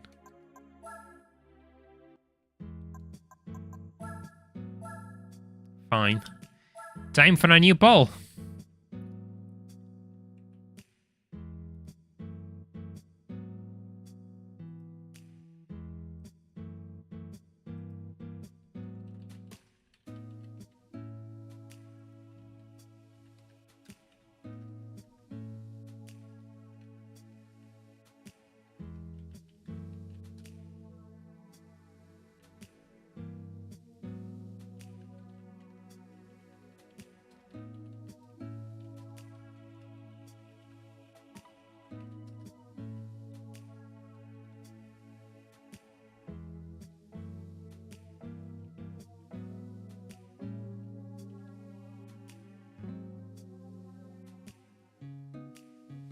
By the way, if you want to take clips out of my streams, you should totally join my Discord server, and you can use the clip feature on YouTube and send them there, or you can post them online to actually help this channel to bring it to a new audience. All sort of advertisement you can do for me is greatly appreciated, because, you know, it'll be nice to find my videos published somewhere for people to join and, you know, discover my channel.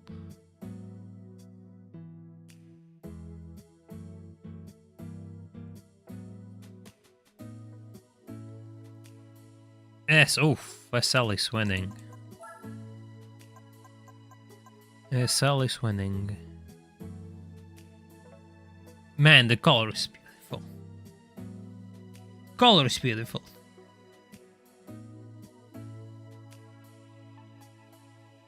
I love this thing. I just love this thing so much.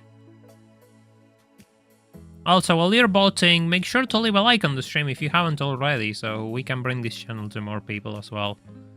And teach you to a lesson. Yeah, this isn't going anywhere. Yeah. 69% versus 30%. Yeah, that's some good maths. Nice. There we go. Yeah, green is underrated for cars.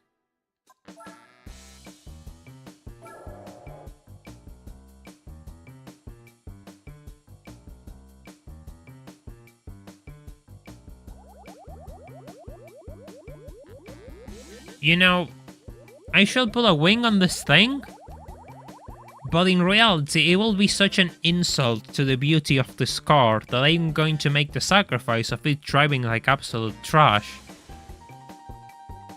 in order to maintain its beautiful looks. You can put a wing onto this thing, by the way.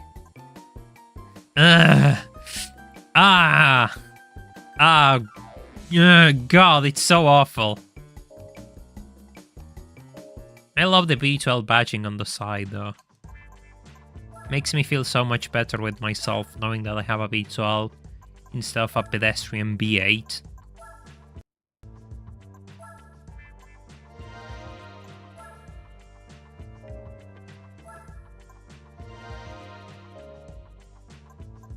Tiago swinging white. No! No!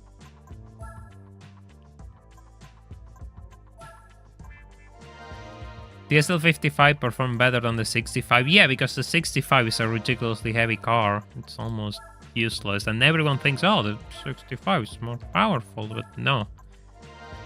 You're gonna have a really tough time if you buy the 65. Yeah, it would have been nice if instead of the both SL500 and 600 that we got on the R129, we actually got an AMG version. But we didn't. There are 2 R129s in your town, nice. I've seen a couple of R129s and they're so cool. Makes it look like an S13 Silvia. Oh yeah, I'm going to modify it on the other. Yeah, just in case. Just in case we have a randomizer moment and the game crashes.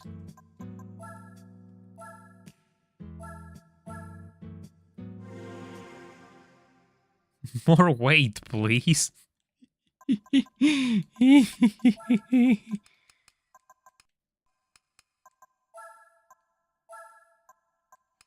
No, the SL65 has a completely different engine, while the SL55 came with a supercharged V8. The SL65 comes with a twin-turbo V12. But the problem is it's a much heavier car. So, all things considered, for actual racing and circuits, the SL65 is gonna be worse. But it's a different car as it has a different engine. Yeah, sure. This should be okay. Maintaining the roofs on the R129s is actually complicated. They have an hydraulic mechanism that if it fails, it's really expensive to repair because you either buy these spares from Benz or you send them to one specific shop which actually repairs them. They're really cool cars though, and depending on the year, they can also have the infamous wiring issues with the biodegradable wiring as well.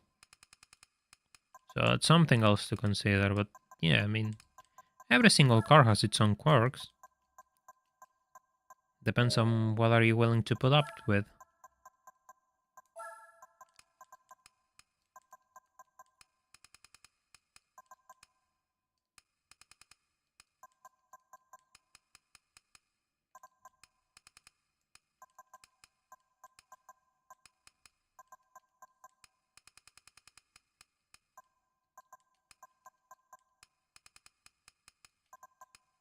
Lower it a bit, just a tiny bit.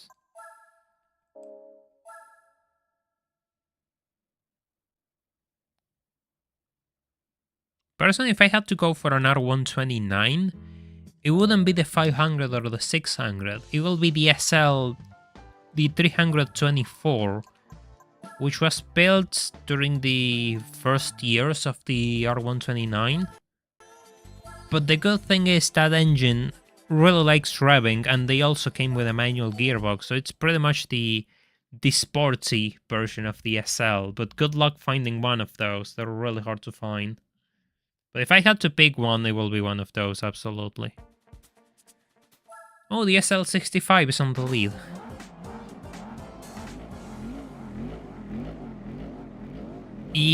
There's also a chance for it to spray fluid into the cabin.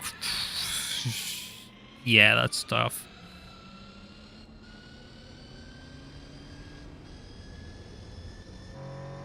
Man, it's so pretty. So pretty.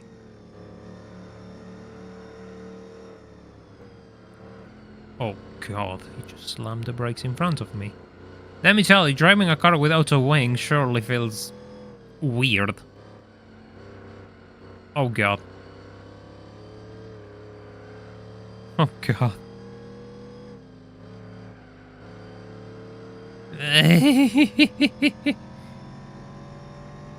Overtaking the new RSL.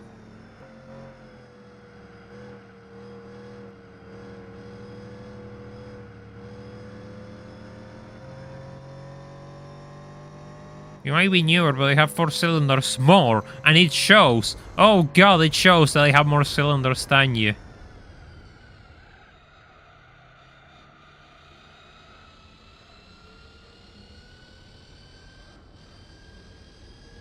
Yeah, this is an SL600, so it is a V12.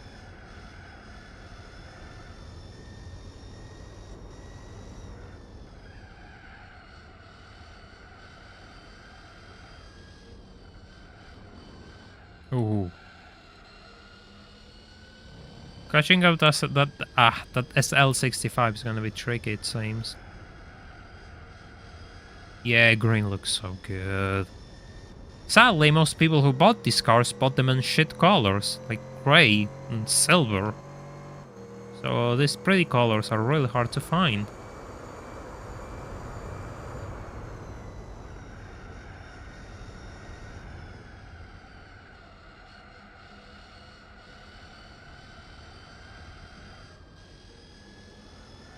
He's 5 seconds away from me, what the hell? He sure lost time through the corners, though. That's a 600, that's also a V12. I was waiting for it to be an AMG car. Oh my god, they have handling issues. Yeah, they have handling issues. Silver's a staple of Mercedes-Benz, to be fair. Doesn't stop me from making fun of it. They have so many good colors on offer.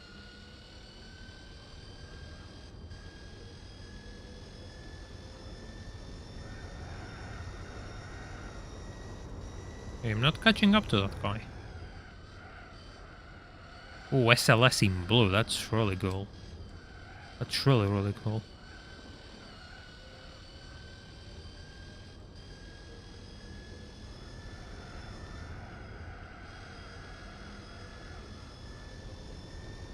Well, picking the interesting color Senko usually gets you rewarded a few decades down the line, when everyone is selling their silver cars for next to nothing, and your special color car is actually worth something, and I can't catch up to that thing. It went too far ahead of me.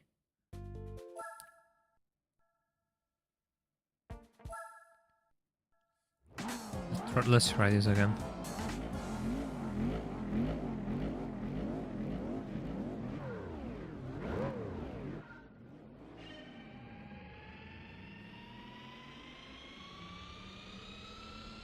Yeah, I mean, the CLK GTR was looking good in all sorts of colors. That was a joke. Excuse me.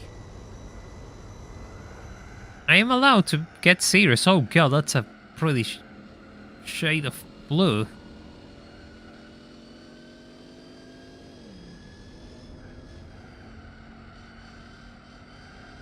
Nah, you never seen me rage quit anything. One day I'll have the meltdown that will actually make me break character and start swearing in Spanish. But we're just too few for that to happen. Maybe when this channel gets back to its peaks of audience of having 100 viewers, we will actually do that.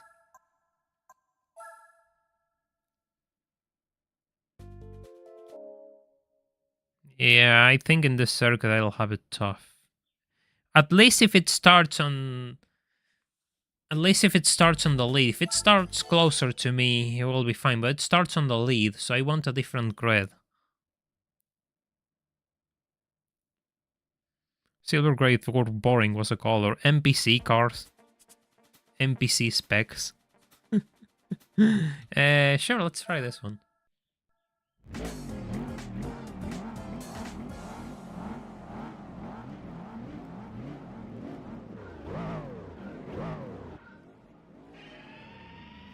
Also, there were really cool R129s which had like two-tone paint, where the bumpers and side skirts were painted in a different color.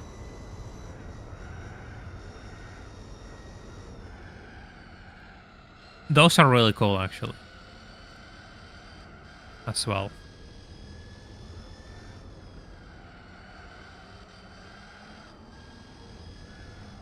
My god, did you see how they dive under braking? It's just so funny. Let me tell you, not having a wing is actually hard. God, I miss my GT wing right now.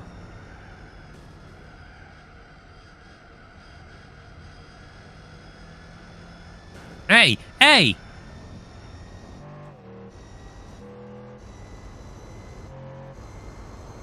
What are you doing?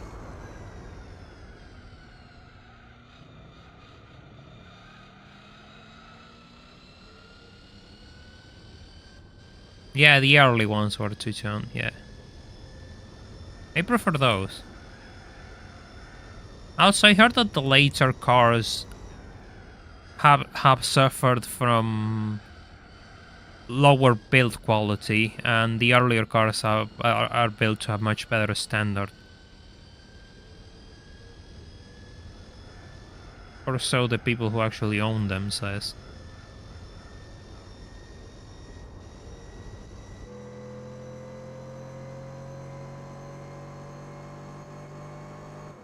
I'm 2 seconds away, that's much better than 5.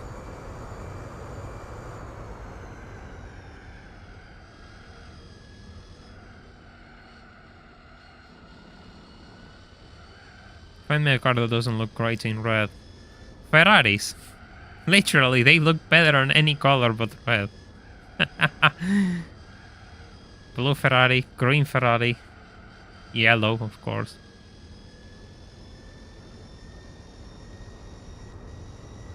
Closing in. Oh. Come on, I need to make sure that the SL65 doesn't overtake the leading car. If it does, I'm in trouble. Still fighting each other.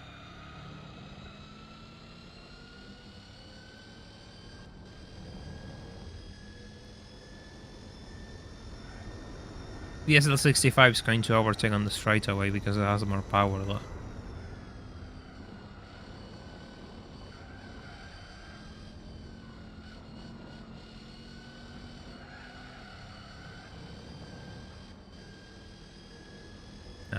This is gonna be tricky. This is gonna be tricky. It will be nice if I go to Livestream off that SL, but I can't.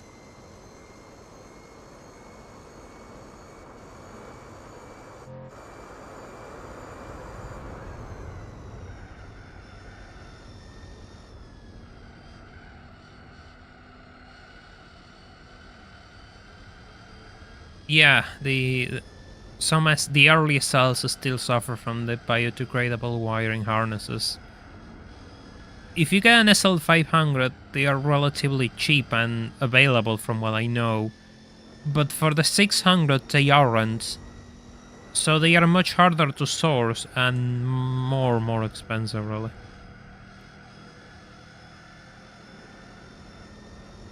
Hey, he's understeering. It's time for a three-way battle for the lead, it seems. Hello!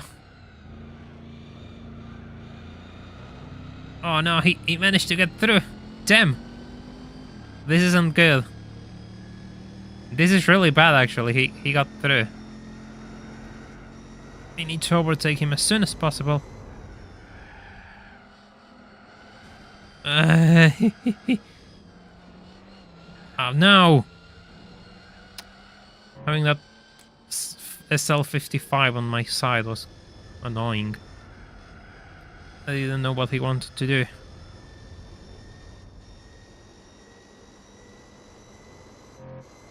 I'm not faster on straightaway though, just look at it pull away from me.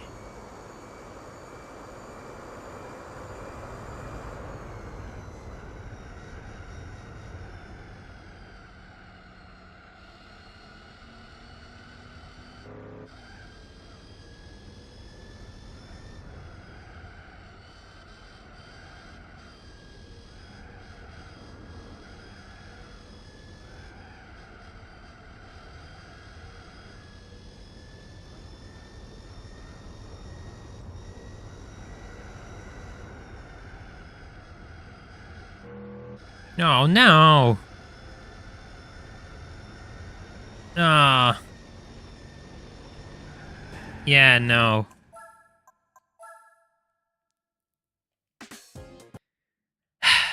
Okay, but this is possible. This is possible.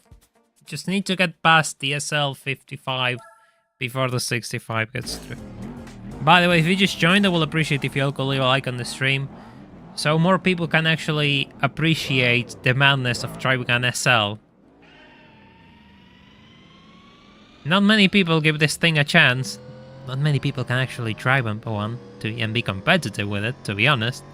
You need a wing? I refuse to ruin the design of this car with a filthy generic wing. I will die on this hill. Do vote for a wing? No.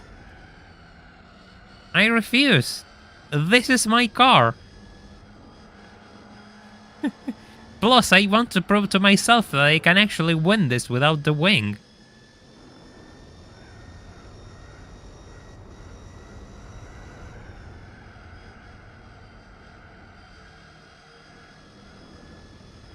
Oh, yeah.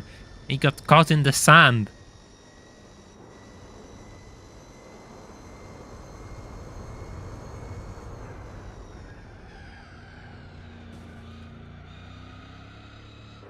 Got past the 65 on the first lap. I just needed to get used to this thing. Just had to get used to it.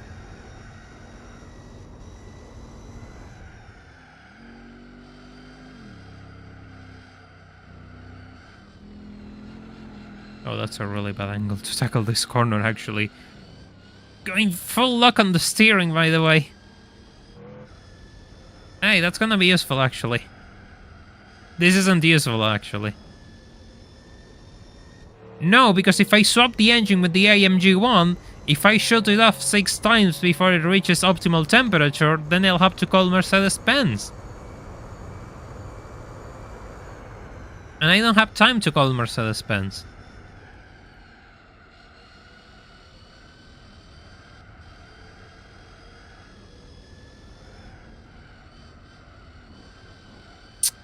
Time.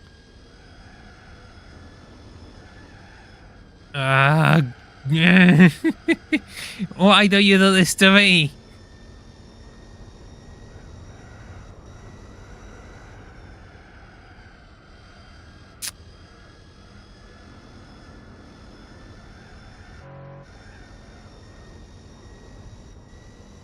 Oh, the car is fine. The car is fine. It's me who's failing here. Grass slows me down.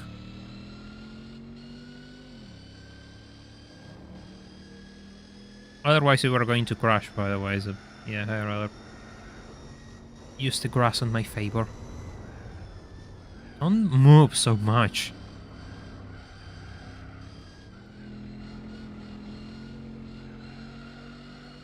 The Pagani V12 one, that will be a OEM Plus mod, fair enough.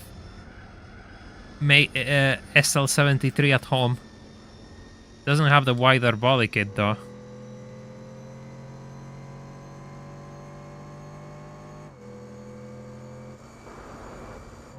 LS? No! Why will I replace a fine, delightful B12 with an LS motor? I am not insane. Yes! Told you it was possible. Now I just have to survive until the end of the race.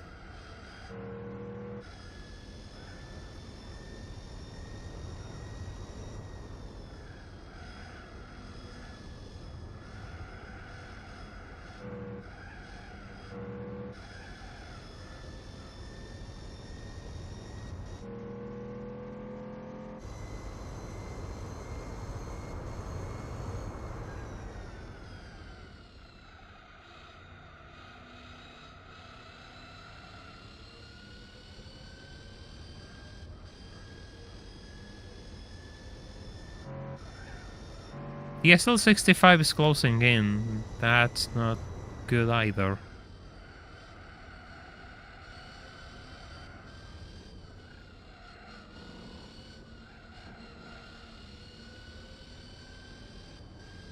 He's really close to me, what the hell? Look how far away we are from the rest of the field. Ah, they're slipstreaming off me. Oh, what the hell? What is this guy doing?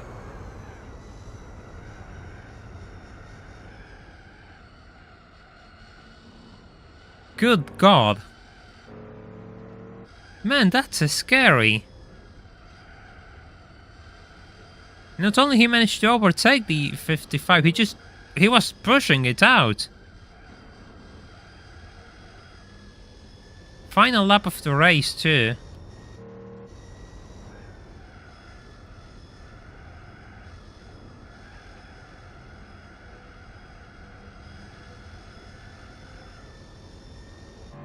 Oh.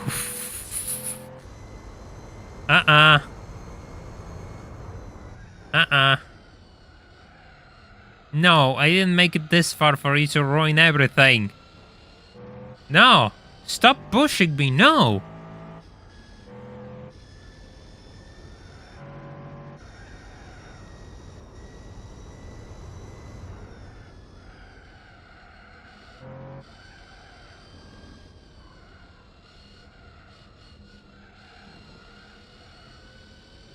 GT4 new car bias. That is actually a thing, but I don't think this is the problem.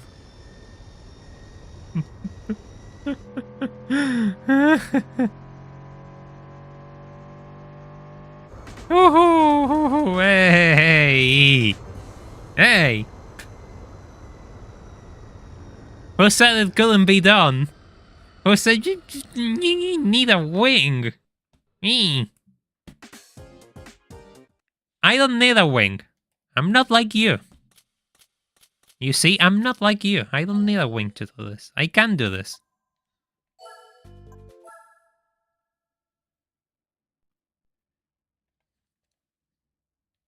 Hey Shuffler, welcome to the stream. Hope you're doing well.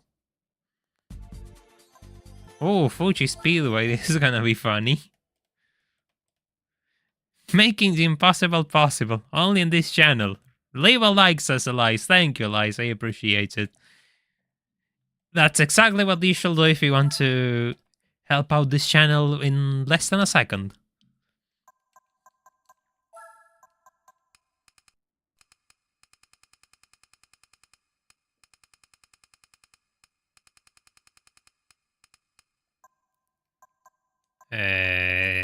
Probably a bit more. Just on the safe side.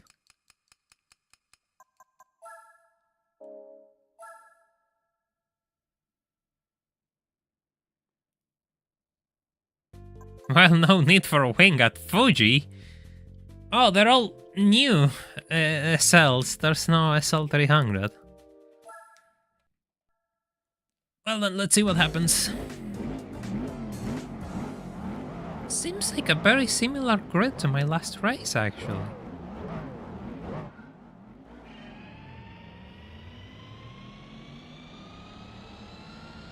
They're going to... yeah, do that. Oh.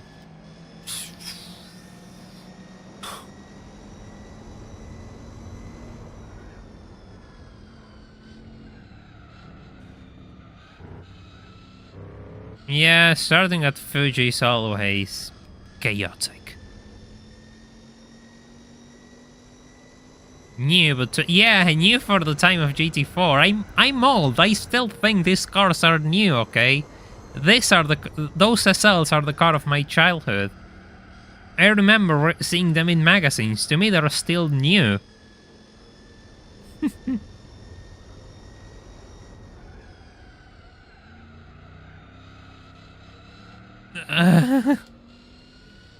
I remember when they came out and I said maybe one day I can afford one, and that day still hasn't come. I still look at them through pictures. God, my life is truly is the life that everyone wants.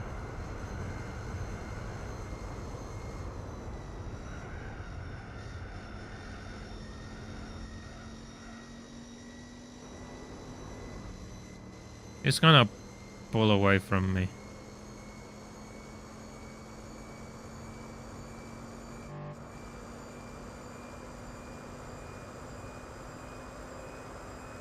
Oh god, I'm slipstreaming off it, that's why.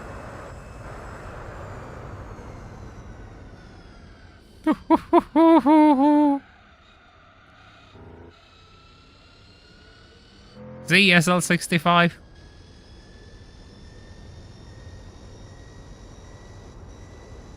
Yeah, I have only 5 gears, so they are really long.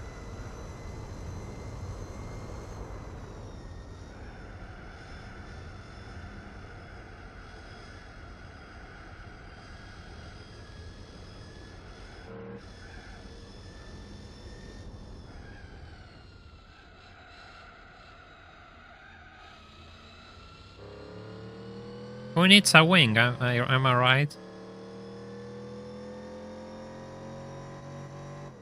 The perfect body of the SL shall not be ruined with an eBay wing.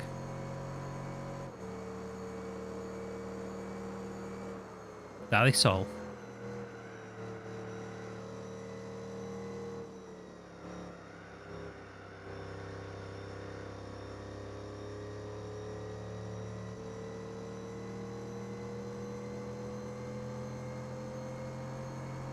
He's gonna close in, yeah.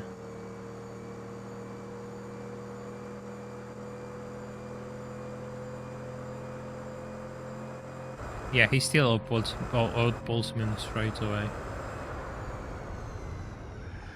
Oh, okay. I was really late on the brakes. That was really late on the brakes.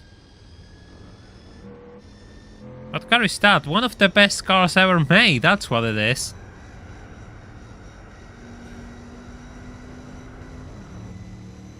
Oh, it's a 55. I thought it was a 65.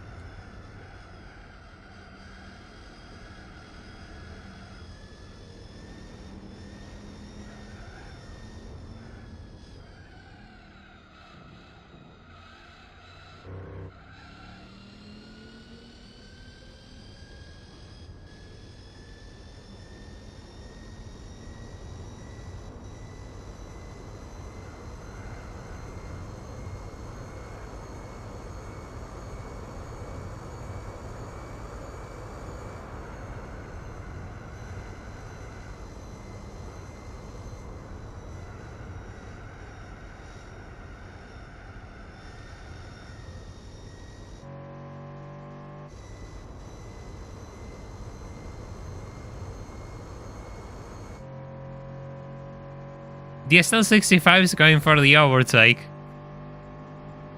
Ah, there's one lap more. That was the final lap.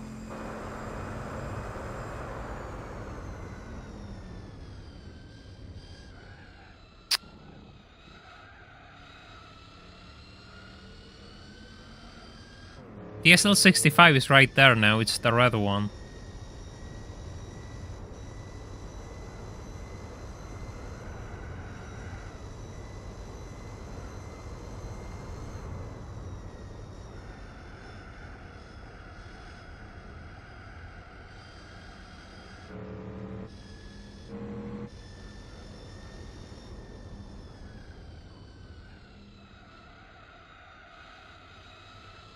I find it funny that of all places to give us Fuji's 80s, it's this one. Cars which have really bad handling, they give us the Fuji's 80s.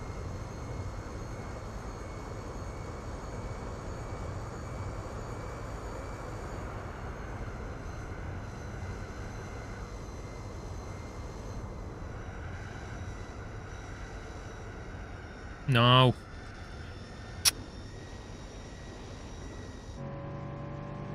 Oh, no.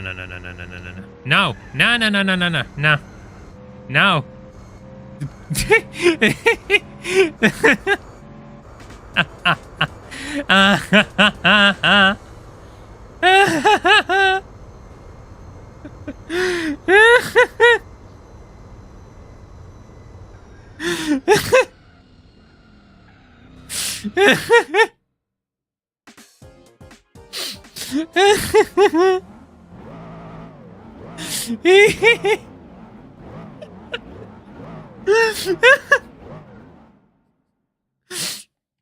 I don't know why that worked, but sure.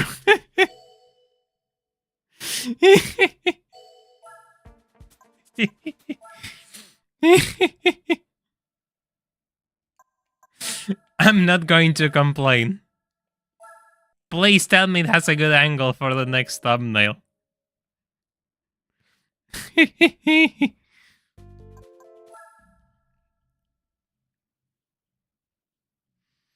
Oh man.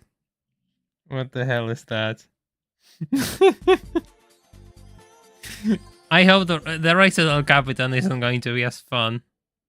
Because it's El Capitan, the AI sucks at it.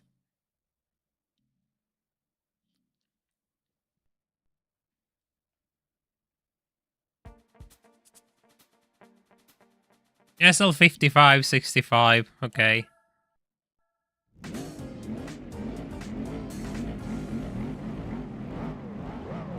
Ooh, bright red SL.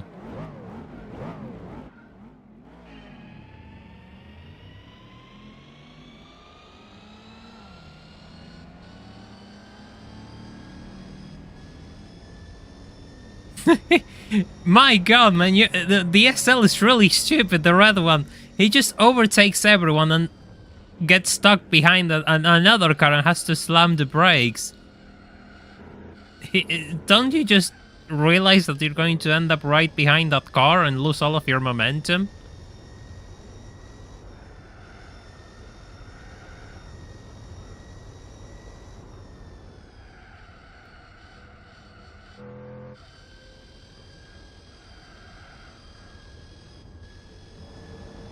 Who brought their 300 SL here? Ah, we don't discriminate by older cars in this channel. But they're not competitive, that's for sure.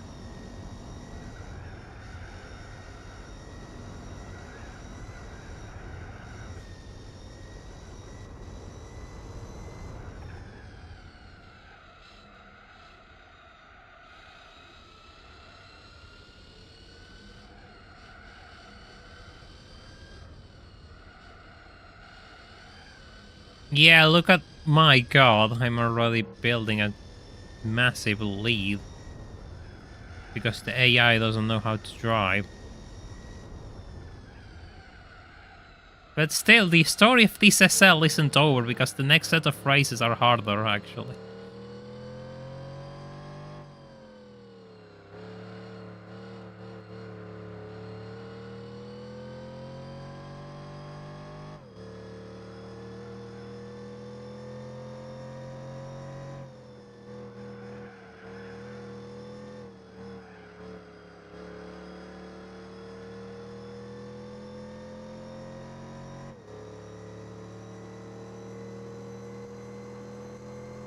One day, when I'm YouTube famous, I'll be able to buy one of those things. And then it will bankrupt me. And then once I'm bankrupt, I have to take loans to actually keep it on the road. I'll start to do everything to just pay off those loans. Oh, the other R129 is second, so that's why. That's why I'm 12 seconds ahead. It's blocking everyone. Team player.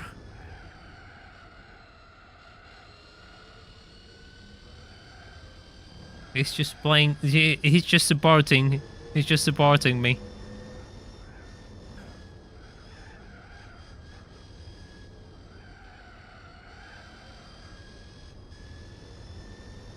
So somebody's playing something with their speakers really loudly, so something sounds weird. It's probably that. Don't you love when people just have no respect for their homes surrounding theirs?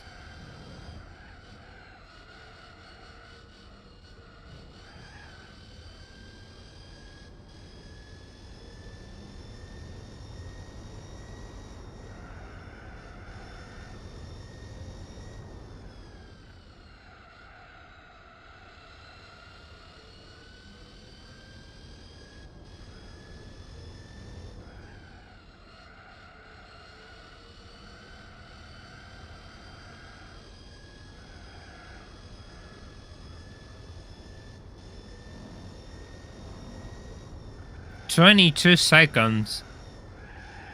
My god, the R129s. It's an R129, the one blocking the other SLs, because the SL65 is 100% blocked behind the grey car. And the 300 SL is just having its own race. You know what will be fun if I actually get a 300 SL from this race? If I get the gull wing. That will be funny. Really funny. Yeah, if it wasn't an R129, it will be much closer to me.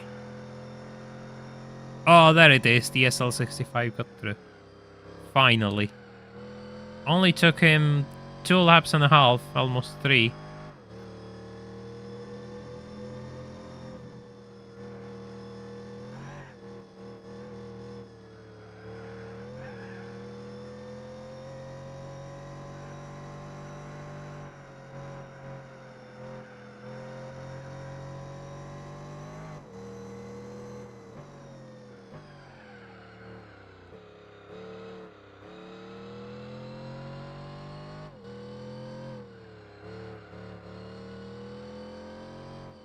Yeah, it is also the vanilla price, that's why it will be pretty funny.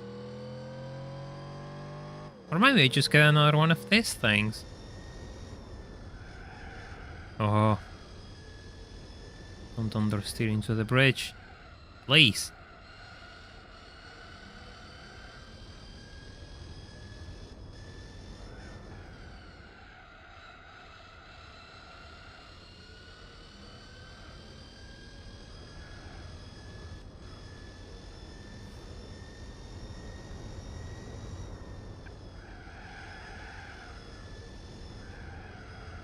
I'm building a larger gap with it, so even the SL65 is slower than I am.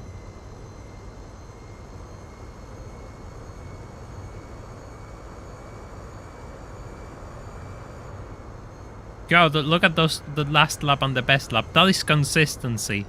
That is consistency.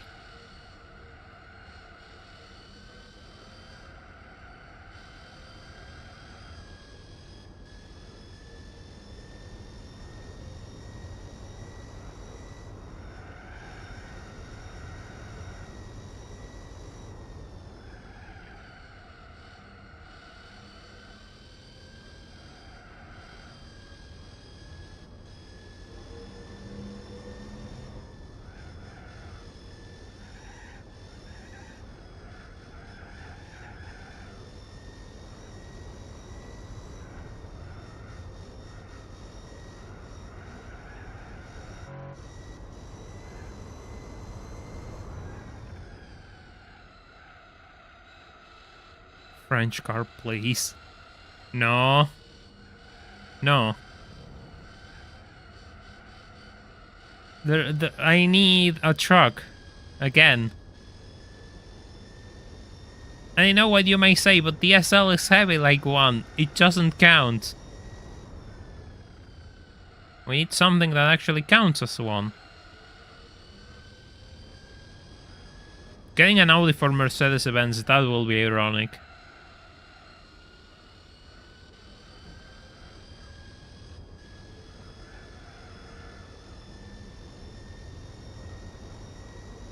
And the Boxer, true. Oh no. I still need one. I still need 2 of those.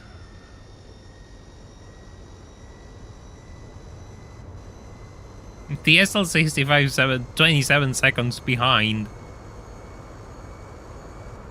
Whew. Demolish my previous fastest time. The AMGs are on the lead now.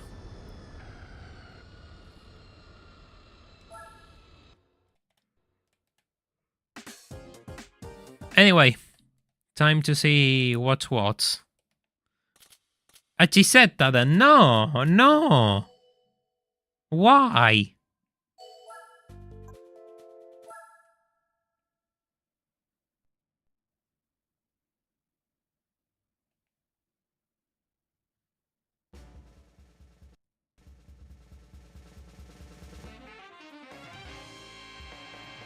Eh? Eh?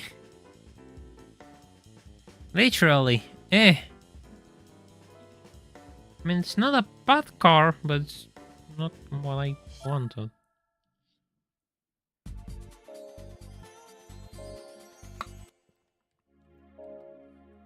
DSL still has a couple of things to do. That's our Toyota Chaser.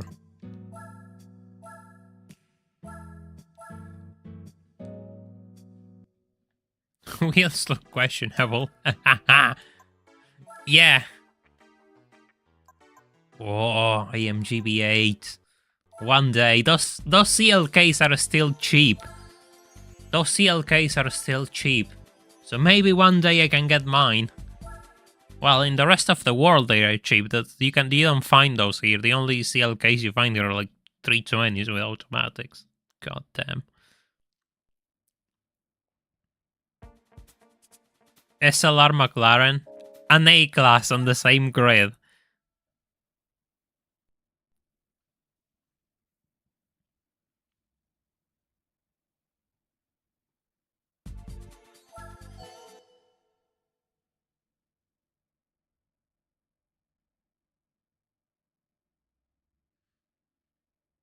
Of course, it's probably going to be too expensive to run and repair, but I don't care. Same grid, what the hell?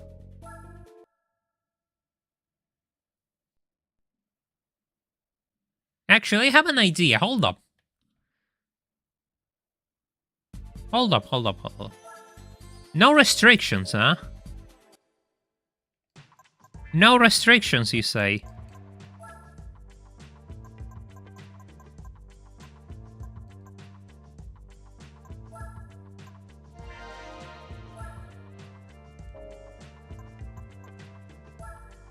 No restrictions, you say?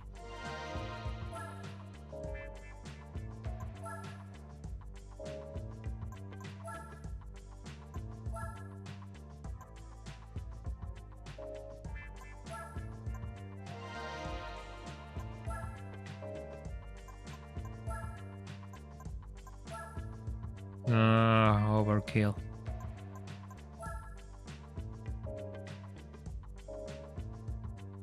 No. Ah. Like this. One of this like this will be so cool. I love those things.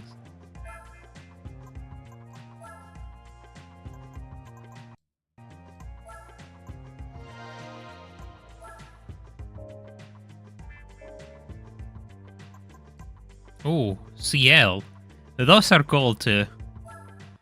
Almost, yeah, really hard to maintain, but cool anyway.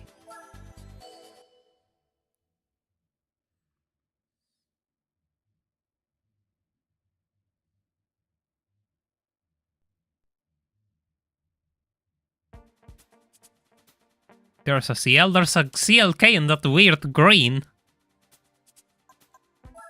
Okay, so let me test something. Let me test something first of all.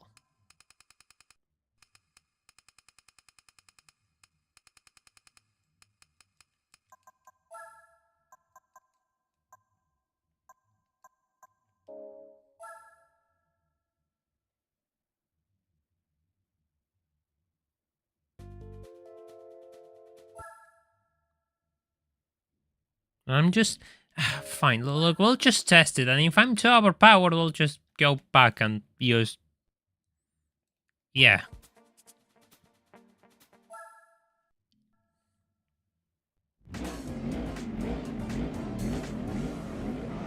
Oh, green.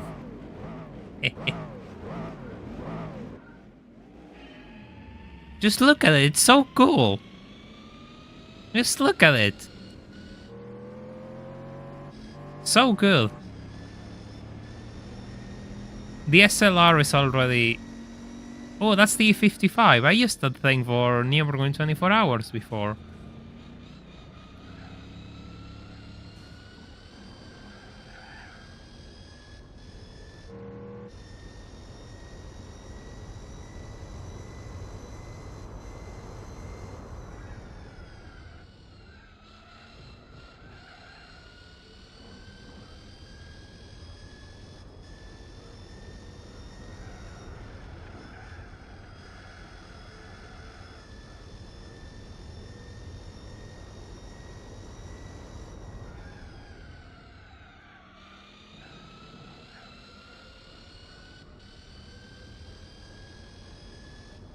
I think this is too much, but we'll see what happens.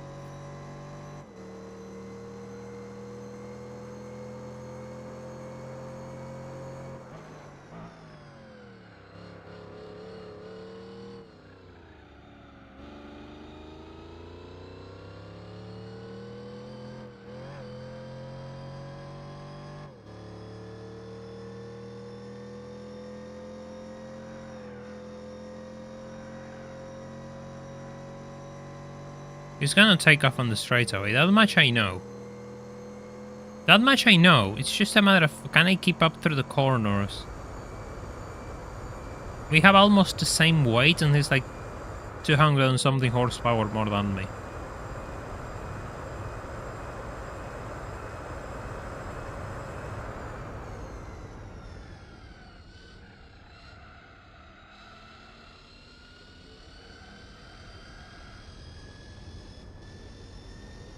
I have the Fairlady 68, which can also be used for 1,000 miles, but I won't do 1,000 miles unless my hand is forced to, or I'm bribed to do so.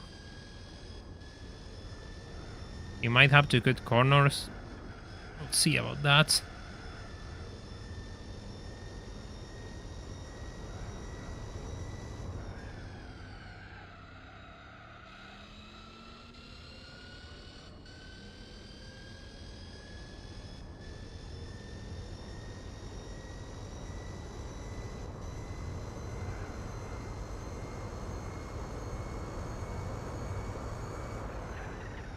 Oh. Braking issues.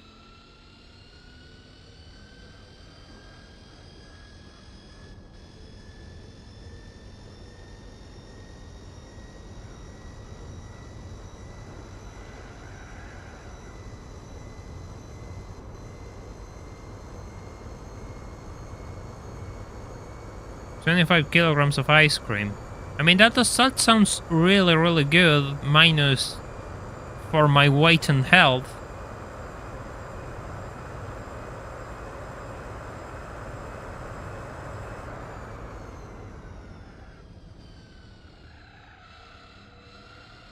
A lifetime supply of coffee. If I could sell that to someone.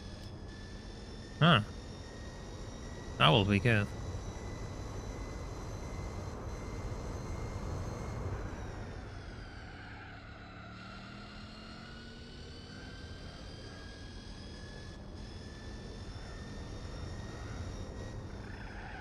We've seen brakes less heavier than this car, but they don't look as good. Have you seen green brakes before? No, you can't smoke this. The ones you can't smoke don't count.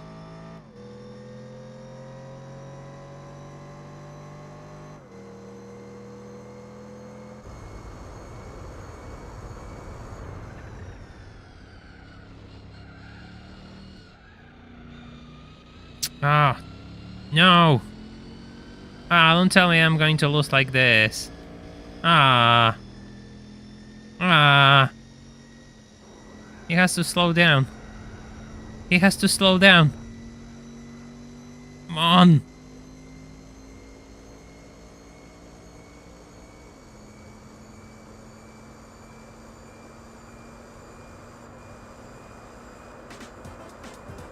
Ah.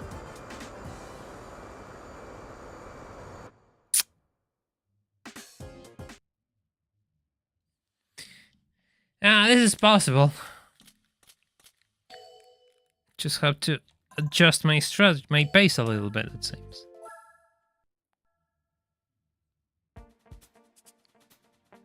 Ah, sure. Let's give this another try.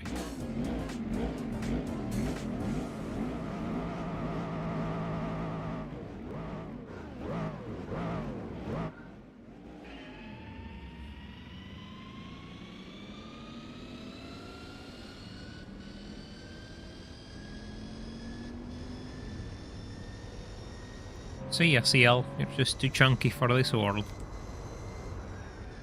Did you get anything interesting yet or another Skyline? No, I didn't get anything interesting, it seems, this live stream. That's why we're doing this, to see if the SL gets me a good car before it goes to the garage and doesn't come back for a long time.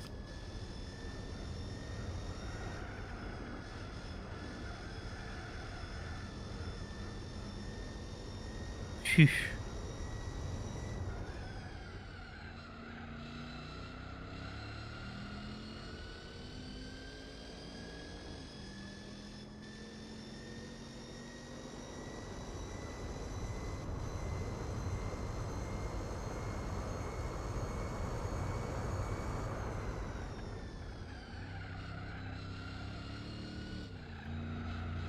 Yeah, Kotomi, that's true. The W202 C-Class looks really good in red. In dark red. They came in dark red and they look stunning. I really like the generation of the C-Class. I know a lot of people don't like it, round headlights and everything. I think they're so cool. I will 100% buy one. If I could, which I can't, but you know. Maybe one day.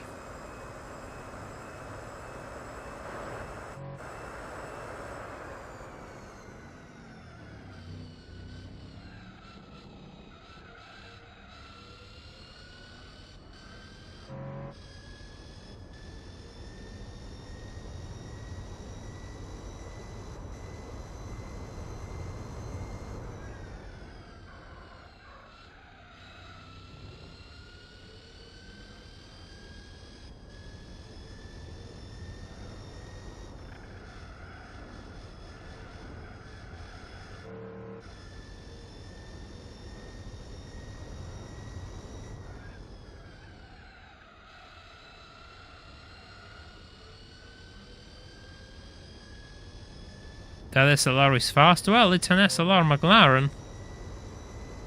Yeah, they have rust problems. That's true. I don't live in... I'm sorry. I don't live in an area with rust. But yeah, they do have rust issues. Gearbox torture. You know what you have to do.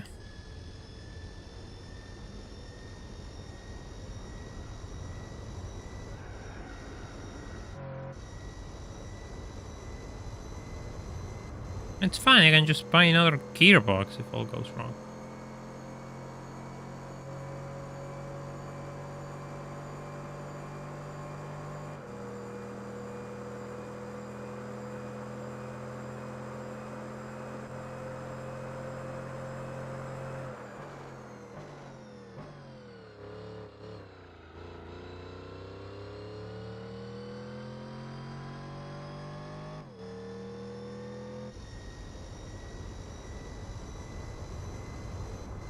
I'll look it up when the stream is done, Kiryu. Maybe that's worth for a channel emoji, yeah.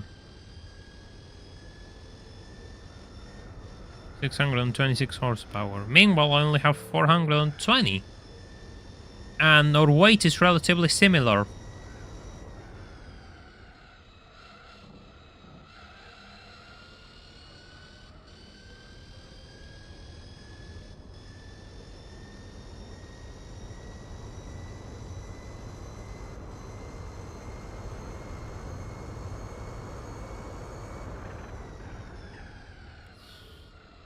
Brake lock. I have to be careful, probably the brake controller is too high.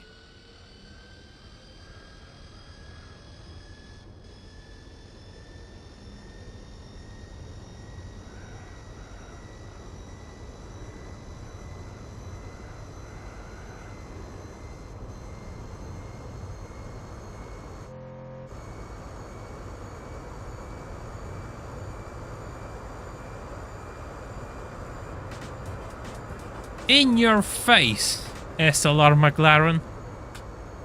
Who needs you? Who needs to waste so much money? You have been defeated by an SL600 from 1990s. Hey, Holy, thank you so much for those 10 extra memberships. I really appreciate that. Thanks a whole lot. I'll add them right away. Give me a second. Everyone who has gotten a membership, I will appreciate if you'll thank Holy Kanoto for his gifts. I have to see, because YouTube isn't counting the new members, so I have to see if it's being a bit delayed or something.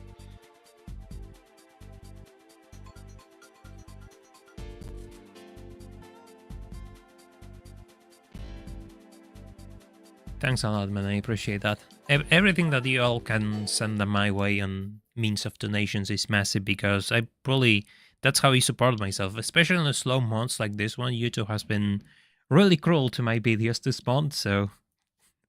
Everything helps, believe me. There's no... Oh, the SLR is scared now. It doesn't come. It's fine. We'll just force it out. It will come out and I'll have to destroy them. I'll have to destroy it. But what am I talking about? Jesus. GG. It has racing legs, so it's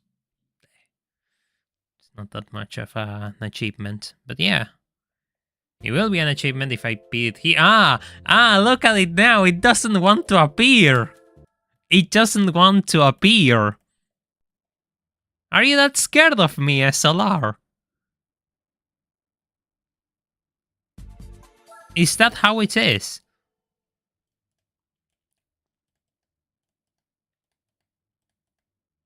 Have you done anything special during the previous streams? What do you mean by anything special? Third time in a row that you don't appear. Oh my god, the A-Class on the lead. The A-Class was on the lead. Oh god. Oh no.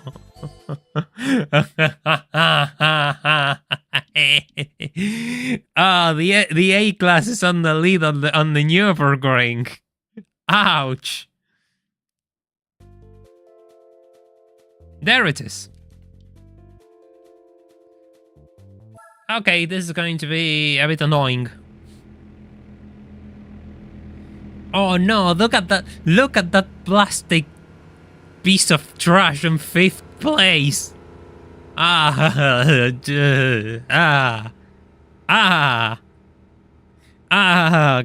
God, why is it here? Hey, Baconzilla, welcome to the stream. Hope you're doing well. Race cars. I got a Mobile 1 NSX, Touring Car A4. Oh my god, you're just so dead. A160.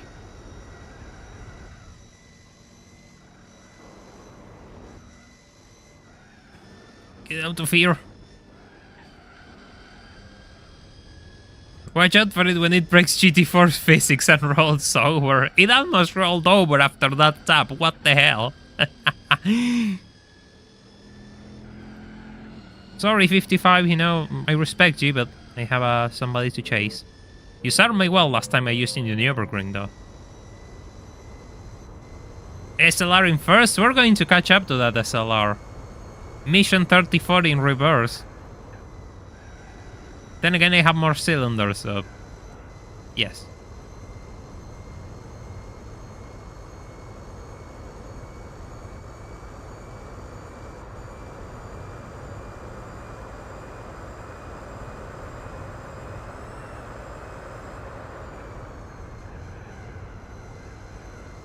Oh. Look at that nosedive. Look at that nosedive. My neighbor has an A-Class. A-Class, you find A-Classes here, but they are... you always see them in atrocious state, and usually you find a C-Class or something like that. It's usually pretty clean. Not... You can tell the A-Class owner isn't the same as the C-Class owner. There's clearly a difference. A2 or A-Class? A2. The A2 is actually a good car. The A-Class isn't.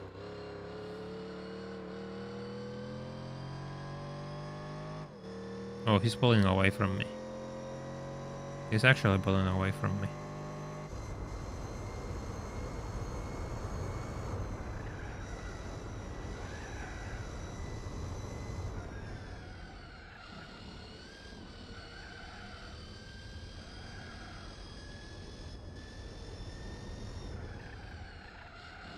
I'm surprised the A-Class has gotten that far on the map. True.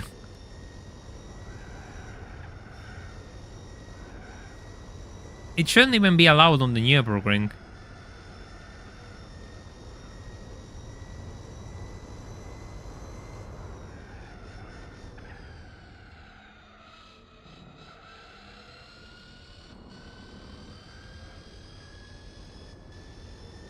Yes, I gained a second on it. Yes.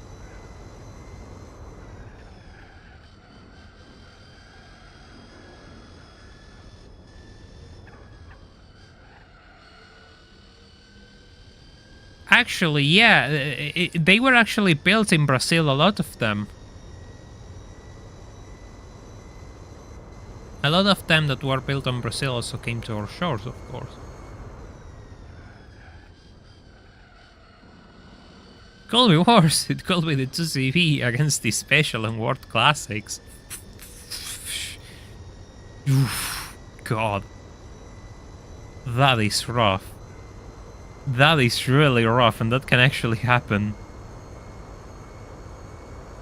I think we have a problem here. Yeah, he's gonna take off.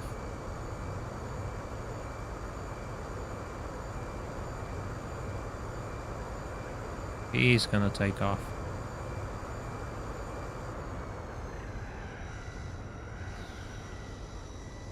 Racing Slicks coming to the rescue.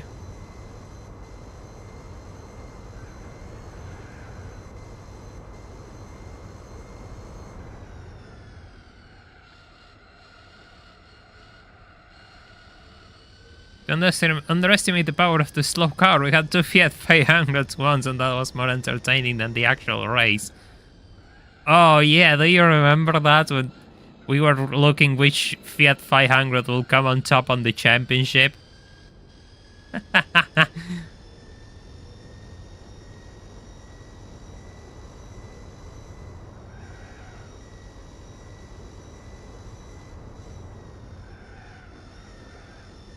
Which period of marks suffered from biodegradable wiring again? 92 to 95, I think? The earliest cells totally enter on the biodegradable wiring years. Or 92 to 96. I know it started on 92. I'm certain it started on 92, and I'm not catching up to this guy. Guess we'll have to go for plan C. Plan C for Chip. God, that's a terrible joke, isn't it? Oh, 437 horsepower. Wow. So much power. And we're going to lower this. This is actually driving me crazy.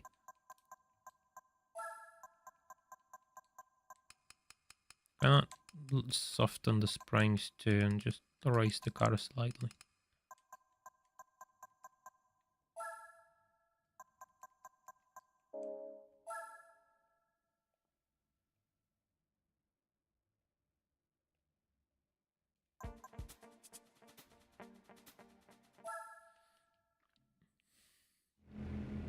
Just speed things up. Come on. Come on.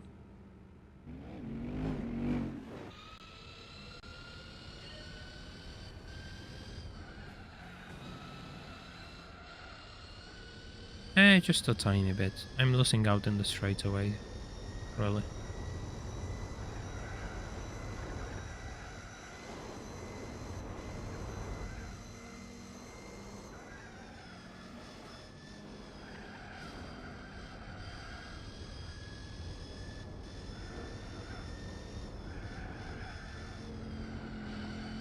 That's a good sign. I'm actually able to make the overtake earlier on this guy.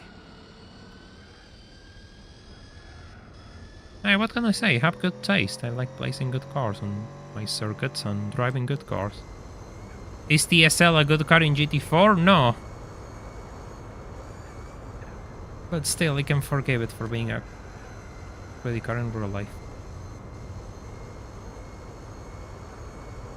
There's no need to write every message in caps, by the way, if you're writing on my chat. I can read you just fine, and everyone else can read you just fine as well.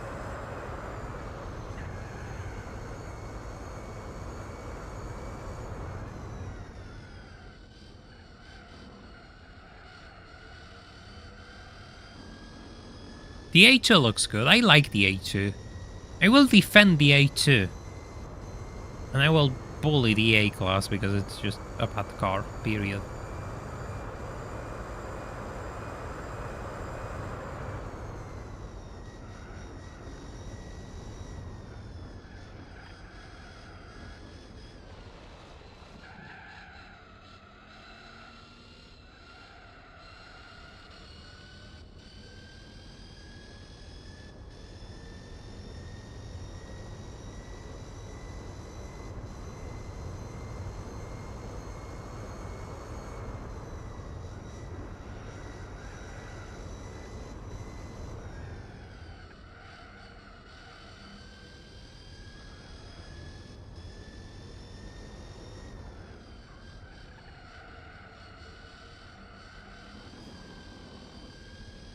Actually, if I get the 98 midget, I will be able to use it for the truck races. So that wouldn't be so bad. Even if you wish to make my life miserable, it won't work this time. Maybe it will work because I got completely distracted and I ended up probably ruining a big opportunity to catch up to that thing. So yeah, maybe mission accomplished. You actually got me distracted.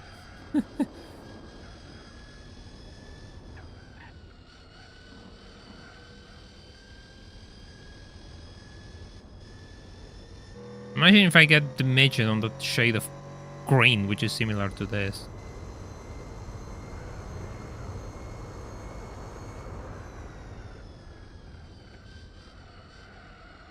What if we get an A-Class after all that pearling? If I get an A-Class after this race, it will be so annoying that I will probably end the stream outright.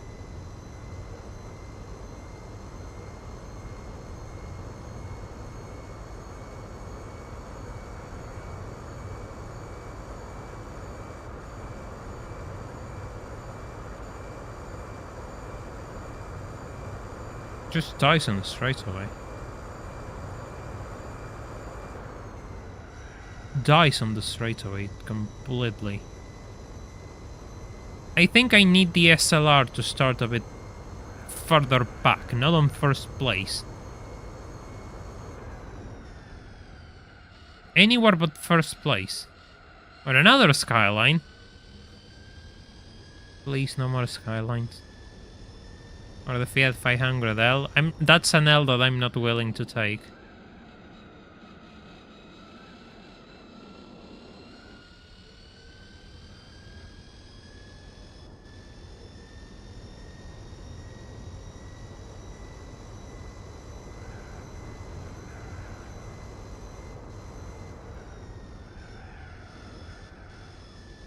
Yes, the Fiat 500L is in the game. L, F, and R, I think.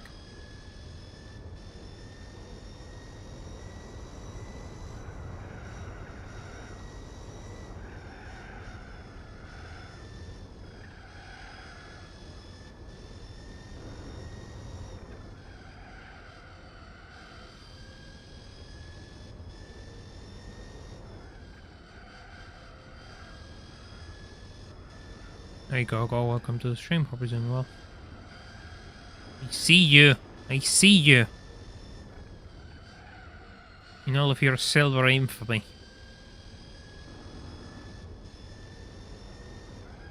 I don't think I catch up to it though. Yeah, he's like 5 seconds away. I'm so slow through that section, I will never learn that part of the Nürburgring. I will never learn that part of the Nürburgring. Yeah, I think I need the car to start a bit further back.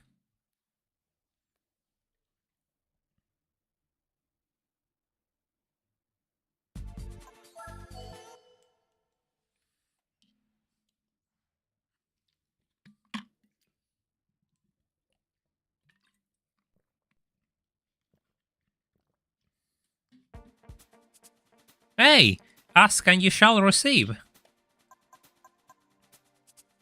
That works for me. Oh, why there is a fridge on my grid? Why there is a fridge on the middle of the track?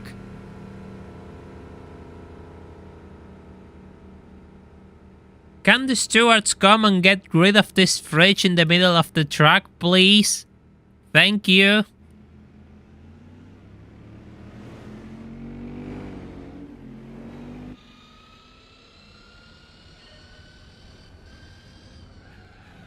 Get out of here.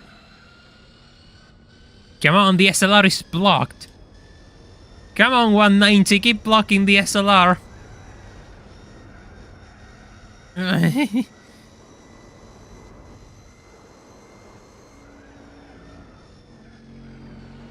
Hello, SLR. Goodbye, SLR.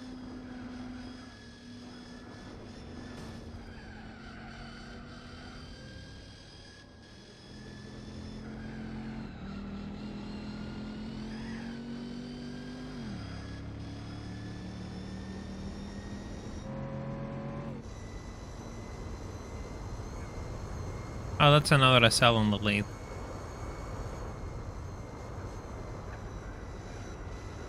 It's the newer one. No, that's an SLK. What is wrong with me? I swear I have not consumed any alcohol before I started streaming. And neither during the stream before anyone asks. Oh no, oh no, oh no, no, no, no, no, no, no, no. I felt that.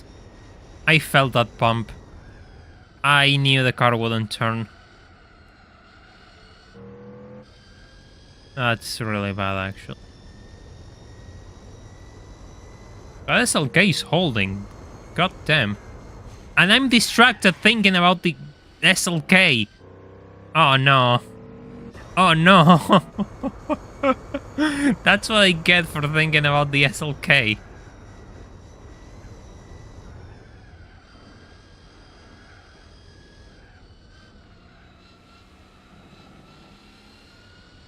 You wanna know how much they want for an early SLK in this nation?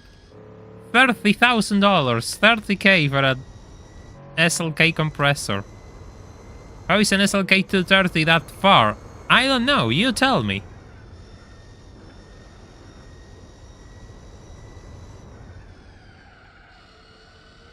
Yeah, it's now a matter of sort of, oh no, the SLR got through.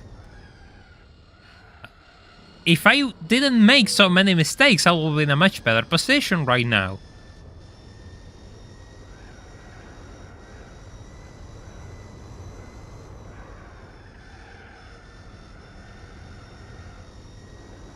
By the way, if you just joined to this stream, I would appreciate if you all could leave a like on the stream. Why? Because YouTube isn't recommending anything I do, especially my streams, and we're trying to fix that, so... Let YouTube know that, that this channel is better than it thinks by leaving a like on this video, or live stream. Or whatever you want to call it. The result is the same.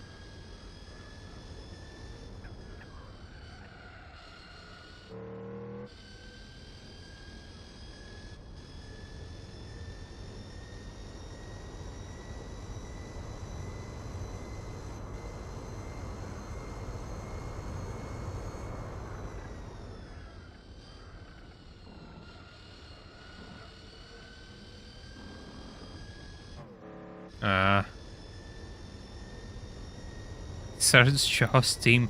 And to make it worse, the SLR is silver. So it's fitting. It's closing in. Can smell blood. Yeah, I know he's behind me. He's gonna come really close.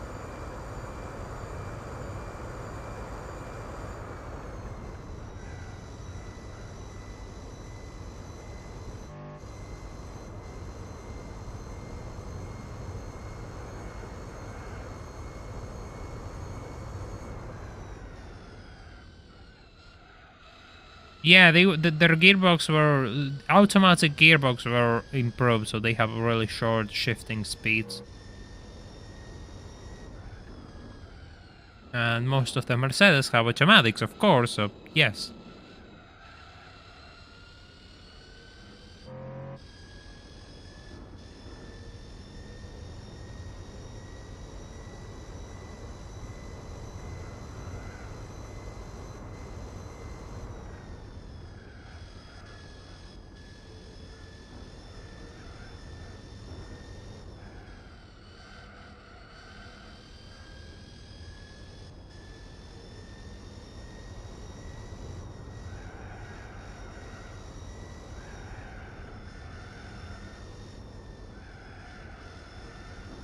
Ah. Why I am so bad on these corners? Why it's like after the carousel my Nürburgring skills go into negative numbers. If they were 0 before, now they go into negative numbers. It's always the same.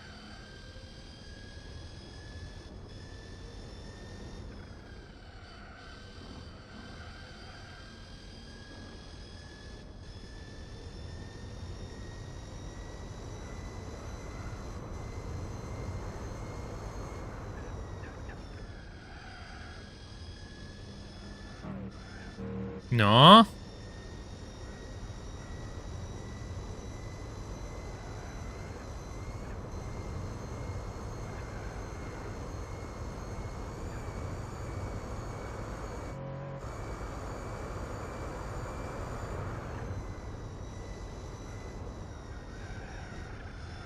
No, I hear you.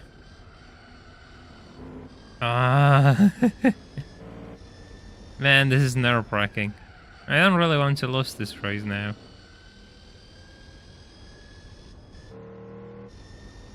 Hey, he fell back.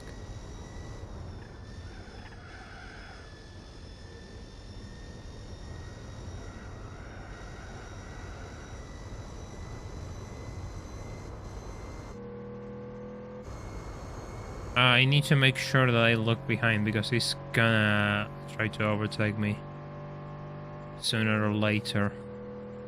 But I don't want to give him slipstream because that will make my situation much worse. You see, now he's taking off. Now he's taking off. Okay, here goes nothing. It's gonna break. It's gonna break somewhere. Somewhere where I don't have to brake. Ah.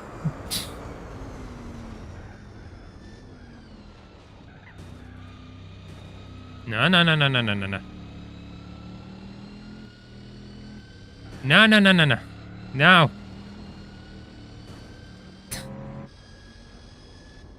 Look. Look. It's a win. We're not going to talk about what happened there. We're going to talk about how the 160 is last. We're not going to talk about anything else. That's all that matters. Do we agree or we don't agree?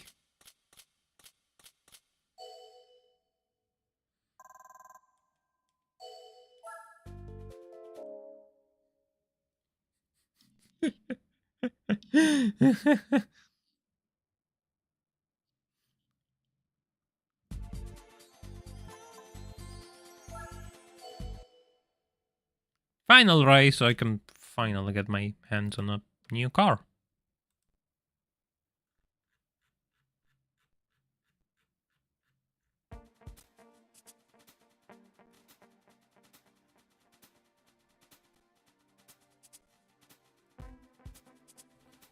So, oh no, but there's no, wow, there's no solar. I was ready to celebrate. I was ready to celebrate that we had an A160 on the lead.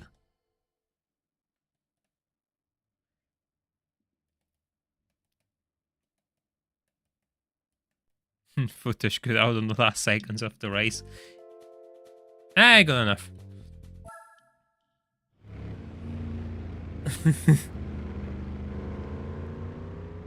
And then again, Opera is free on the randomizer because the AI have brain damage and they slow way too much for that weird chicane after the little straightaway up north.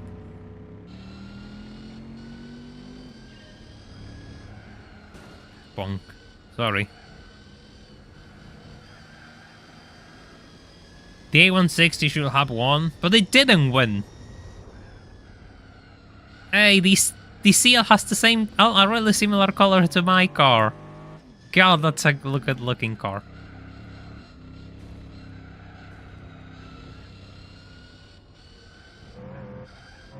That's a good looking CL. By the way, for those wondering, no wing.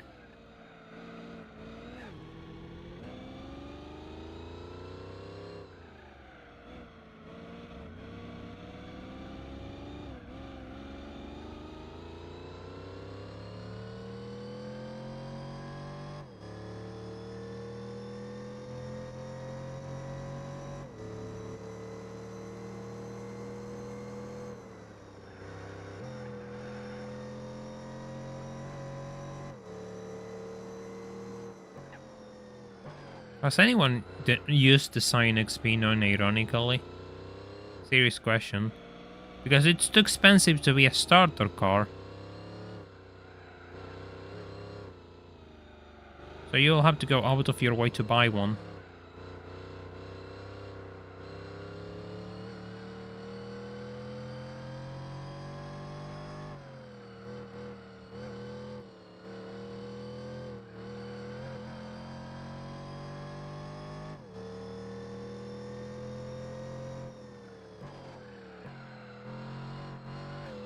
Oh. It's not very good. Yeah, exactly. It's not very good.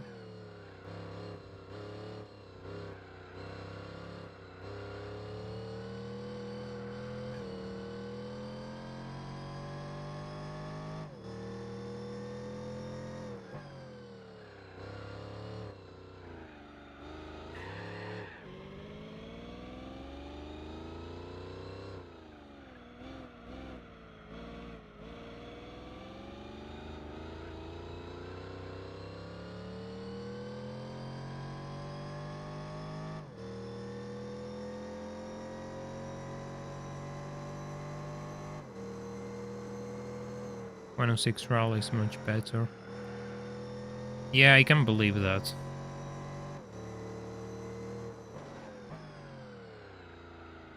The 106 probably runs circles around most FFs around that price bracket slash power. Because it's super light. Super small too, so it has really good handling.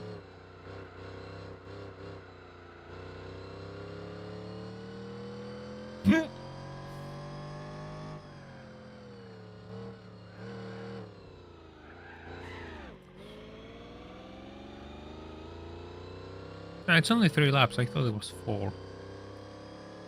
I thought it was 4 laps.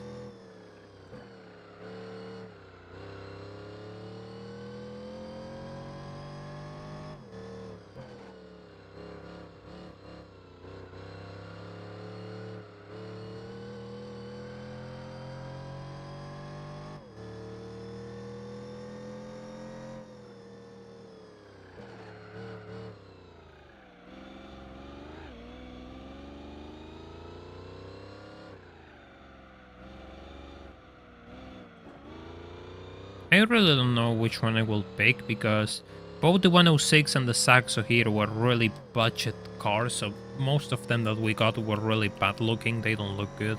And by now they are completely trashed.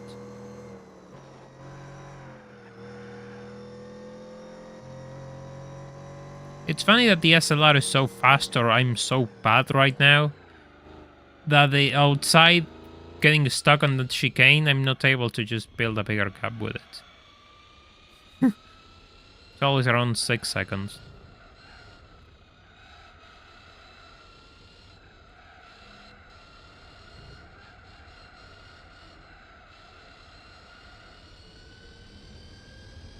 Okay, sure. What did I get? Please tell me that all of these adventures with the SL were worth it.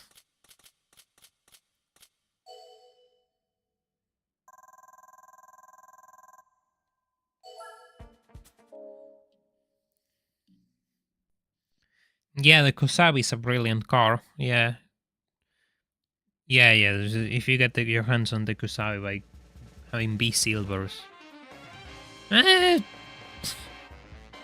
You know, this will have been so much useful before I had to do the RX-7 races with the Mazda RX-8. This will have been so much useful before, but still, I think I don't have a use for this for the time being. Japanese 90s, I guess.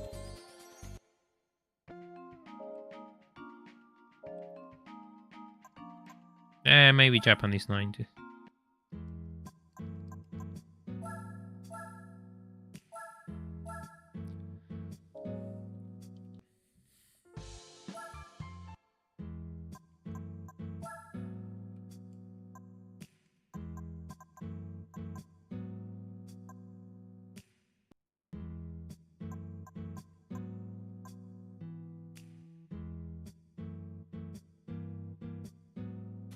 Let me look a few things.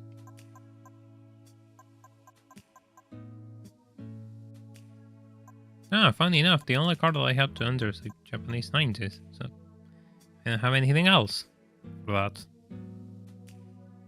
No 70s, no 80s car.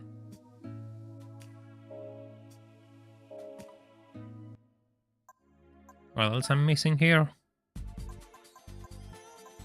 All-wheel drive and MR challenge. I have 2 overpowered cars for that, so...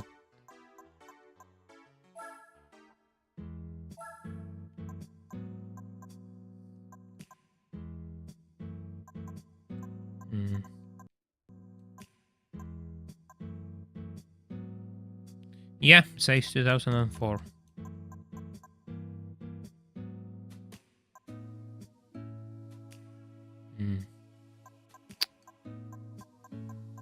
This is a tough one.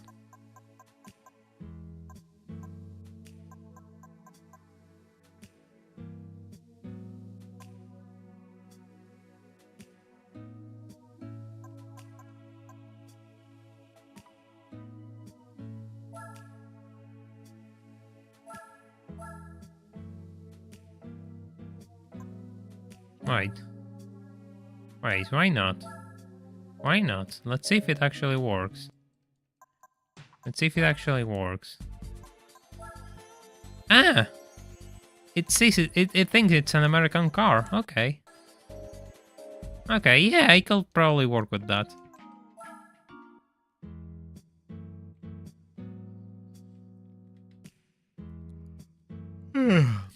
Okay. New ball.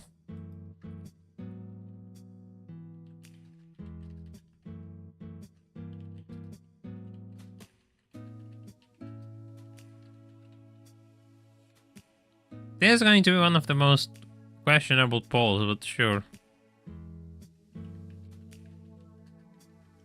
But that's how GT4 works, it's not my fault.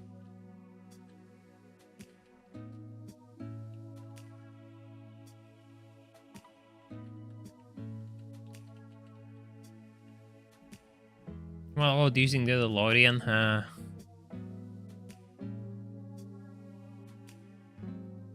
sure, why not?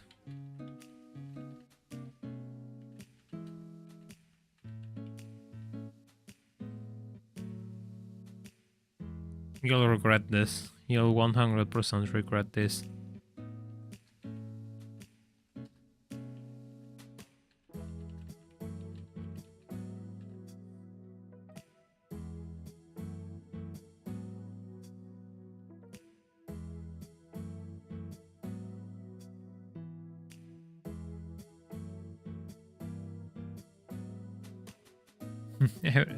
Oh, there it goes. There it goes. Oh god, I tapped the microphone. Of course. Of course. Of course. Of course. What else could I expect from all of you? 14 boats and the DeLorean is already taking off.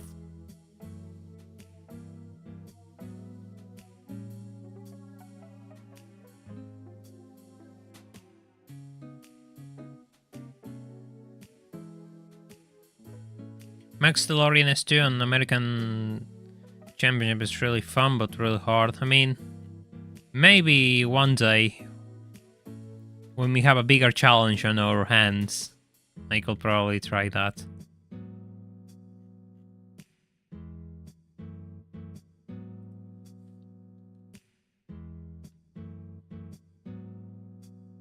"16 boats only." If you want to vote on the poll, now's your time. There's only 16 votes and there's 30 of us, which reminds me, it will be good if you all... It's kind of decided, but, you know, I don't want to end it too soon, so, you know. Give it a try.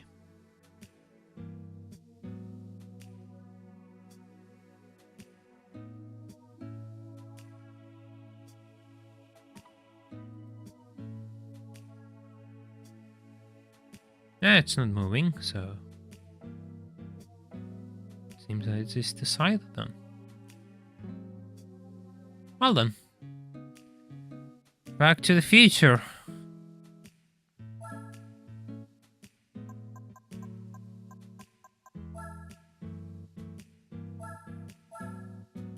I don't think I'm going to the American Championship today. My brain is too fried for that. I spent too much time driving the SL.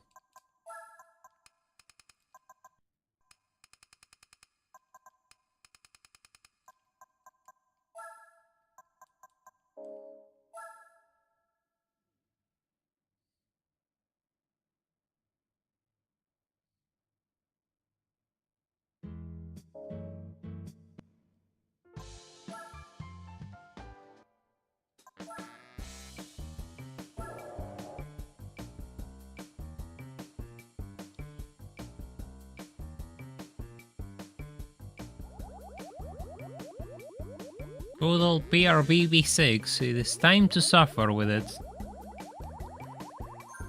Nah, I'm not gonna make it overpowered.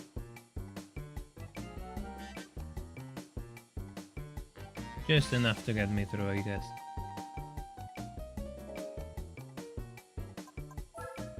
Oh, gets a wing.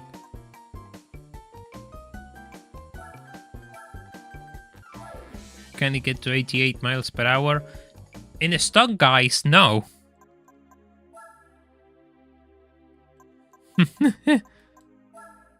That simple. Not in stock, guys.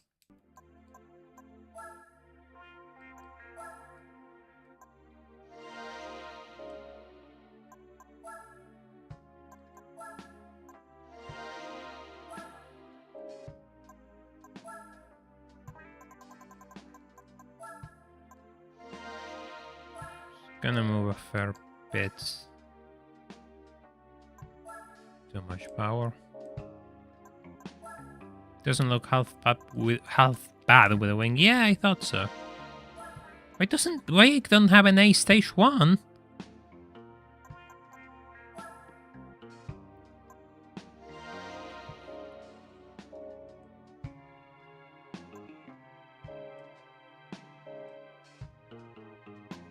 I admit I don't have much experience with this car, actually.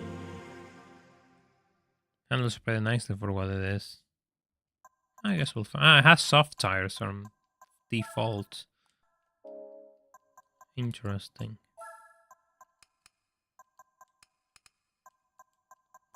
Going to Gran Turismo 8 for this one.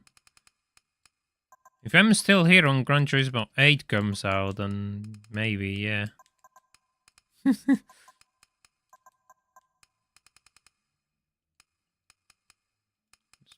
Gonna increase the height a little bit. Why the front is so stiff when there's no weight over the front?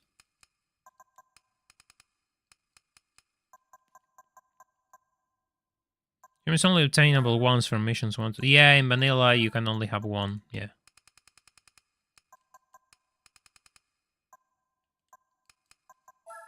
Yeah, that's true.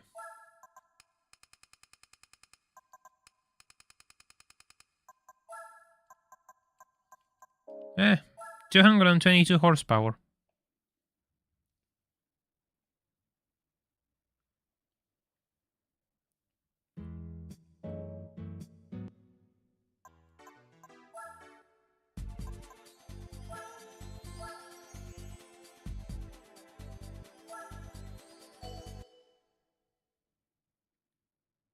Maybe I'm too underpowered for this race, but I don't know. Guess we'll find out. Oh yeah, it's gonna be on... Yeah, I think I'm too underpowered for that actually. It's on New York.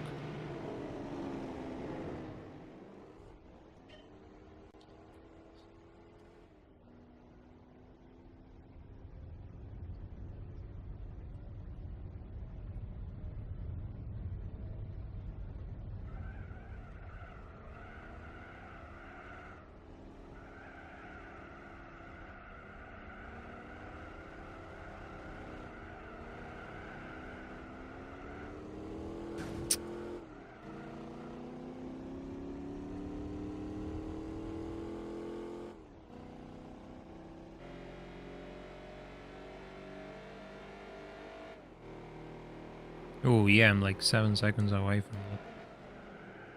And braking sucks, of course. Of course.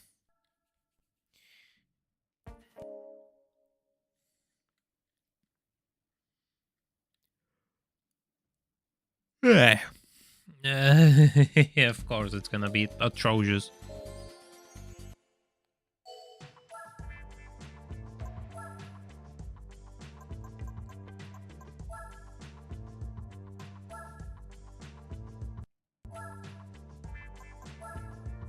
Well, it has a sports muffler, interesting. 83 too much.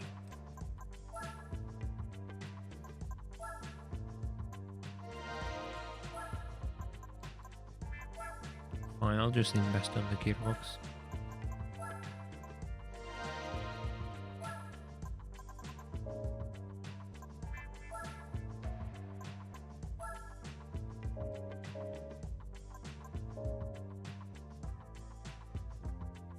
Looks good, let me tell you. That looks good.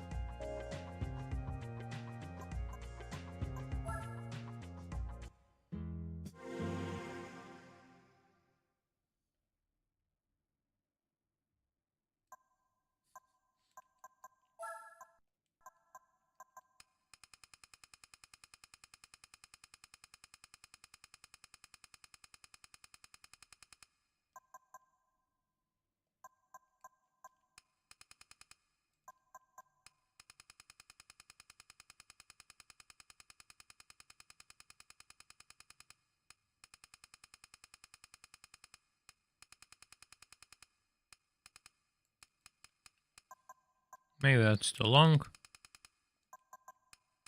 I don't know, we'll have to find out.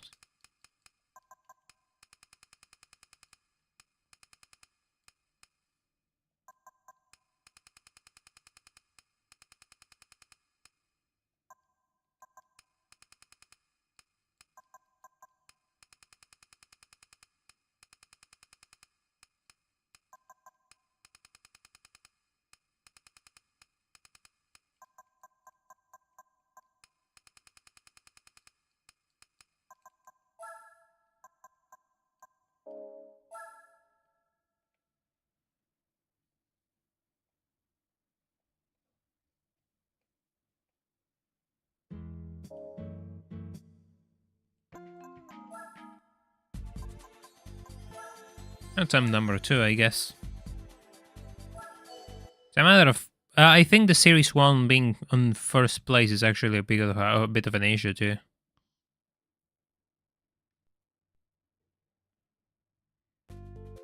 Again on first place. Nah. You have to be on last, but that's impossible. But as close to 6th place as possible, please. So yeah, Gatsu, thank you for dropping by.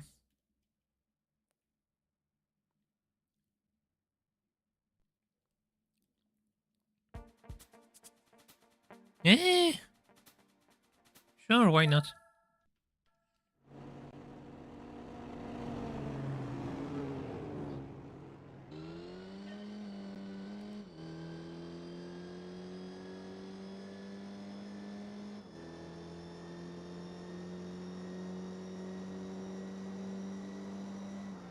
Oh, that's a traffic jam if I ever seen one.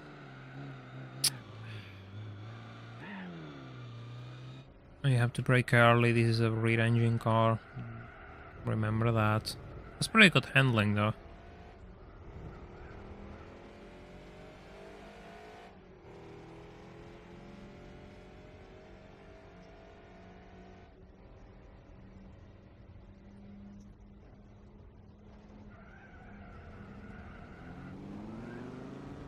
Oh, this is my opportunity. They're all crashing with each other.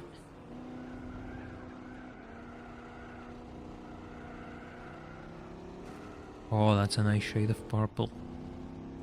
That's a really nice shade of purple, actually.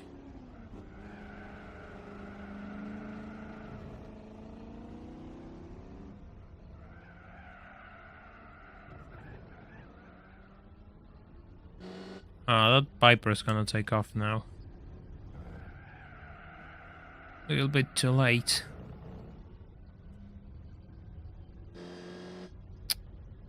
Damn. Yeah, that's bad, he's taking off. That's really bad, he's taking off.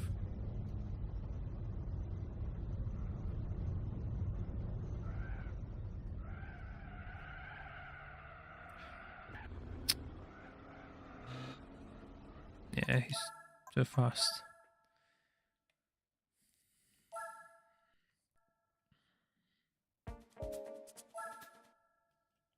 Yeah, I guess this is a good situation to use nitros, because it's not that I need more power, I just need to keep up on the straightaways. And the race is relatively short, so I guess nitros will actually be a good idea.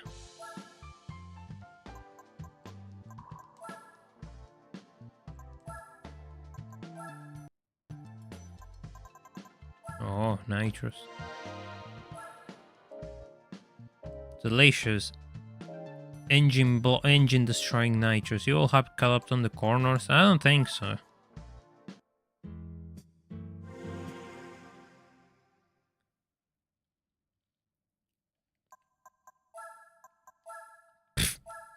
Perfect. Let's just go 35. Let's just keep this on. Just keep this in hand and see what happens.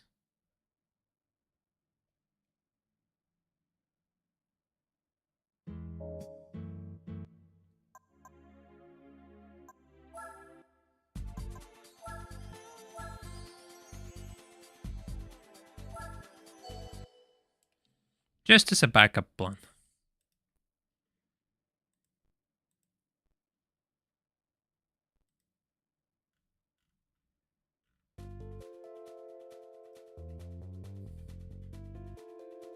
Oh, the SRT10 is...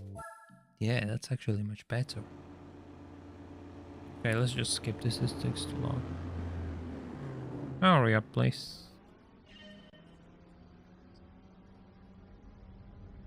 Oh, the SPT lightning blocking everyone.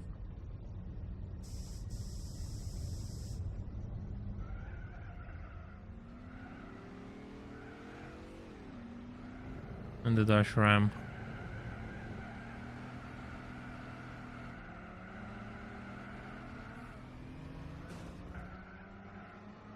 Imagine just having a race where a Dodge Ram and a Dodge Viper are sharing a track. That will be insane.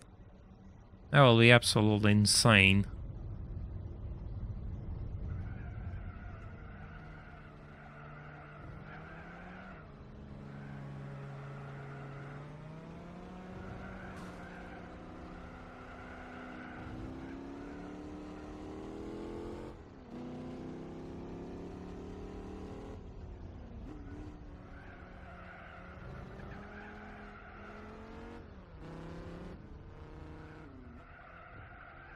Yeah, this thing has really good handling, actually.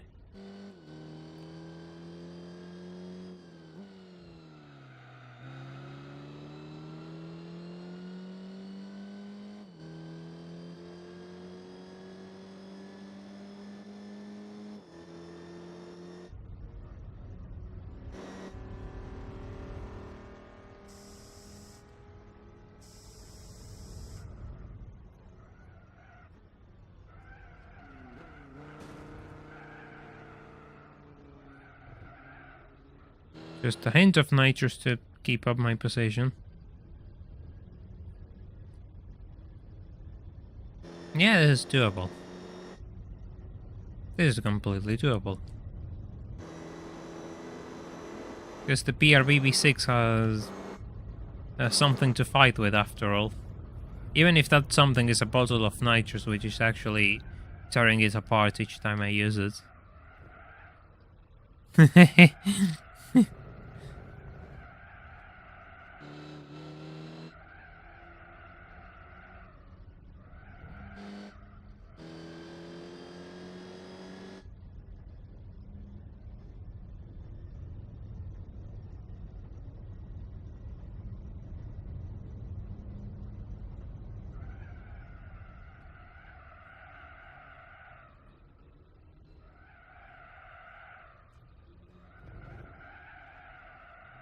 So yeah, this thing is actually really fun to drive. I'm really curious on the opportunities that it opens.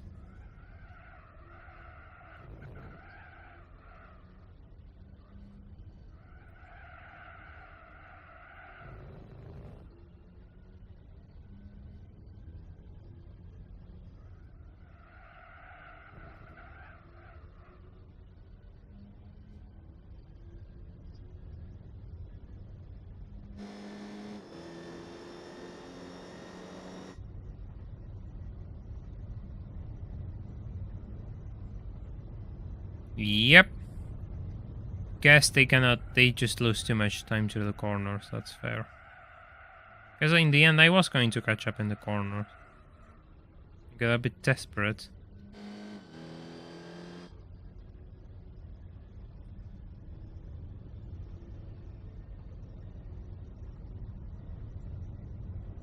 Or I just used all of my driving skills for the day, which is also possible. Car on DeLorean.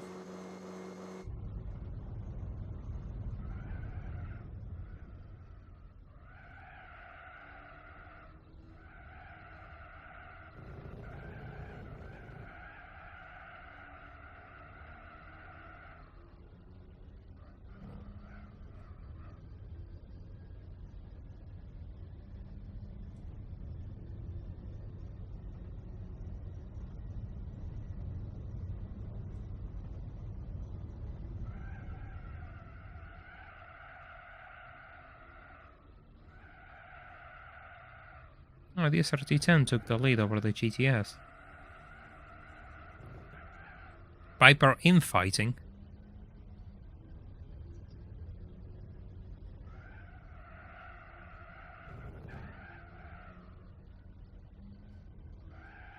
Yes, the DeLorean wasn't a real car. Yeah, in theory there were... I'm not sure if the S2 was in theory built with older parts, or they were just cars that they were aiming to build with older parts, but in any case the project never came to fruition, and yeah, just never happened. All I remember is like, anyone remembers those gold-plated DeLoreans? Does anyone remember those? That is cool. I don't care what anyone says, that is cool.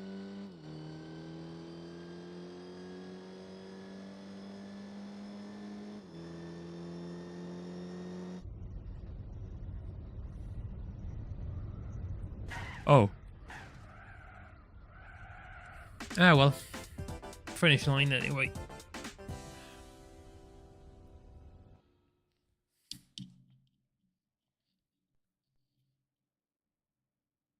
A win is a win. Or so it goes.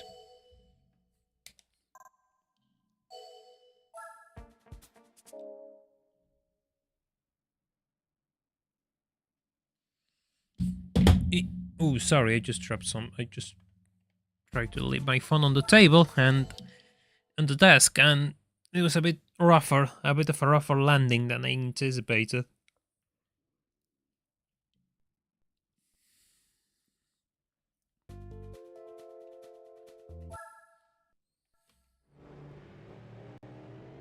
It is also a bit long. You just want to get driving.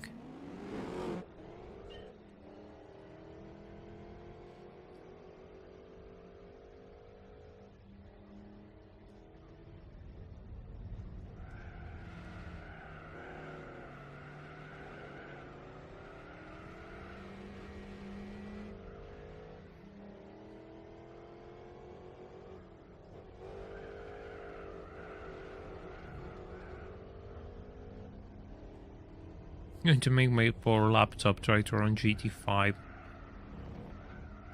My god, and I wish you luck. I hope it doesn't explode in the process. Imagine just watching a F-150 fight with a Piper SRT-10 in Laguna Seca. That sort of thing remains in your brain for ages. That's one cursed image.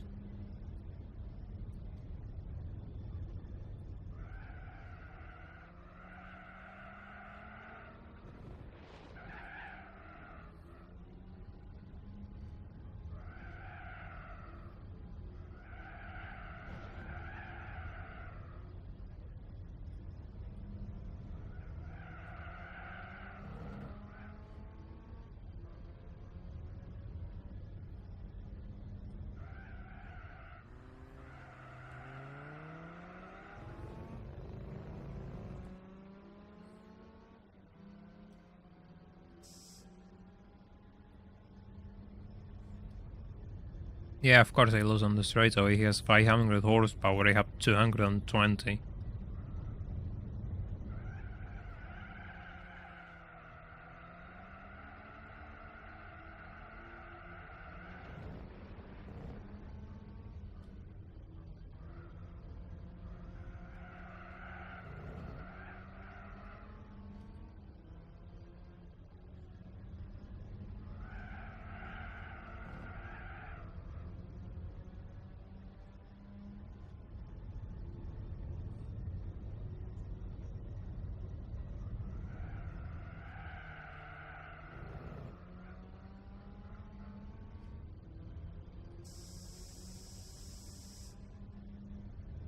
Bit of nitrous on the uphill.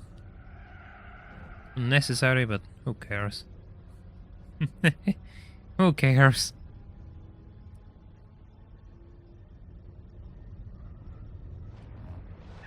Sort of a German cars. That, I mean, I don't really have a specific type of car that I like. I just like most of them.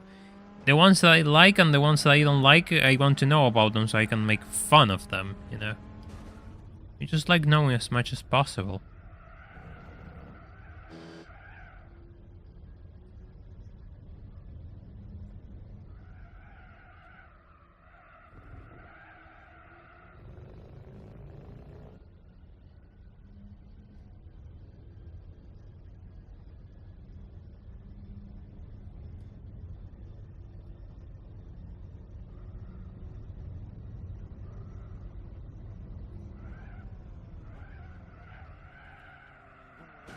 Oh, hello, Viper.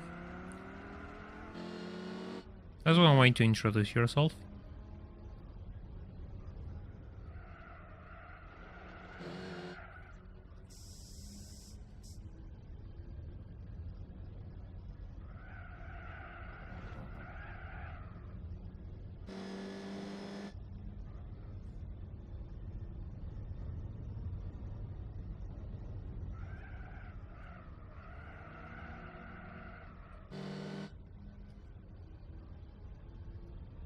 That Viper is going anywhere but first place. Why should the last place car not be the truck? Oh, that will be really funny actually. That will be really funny.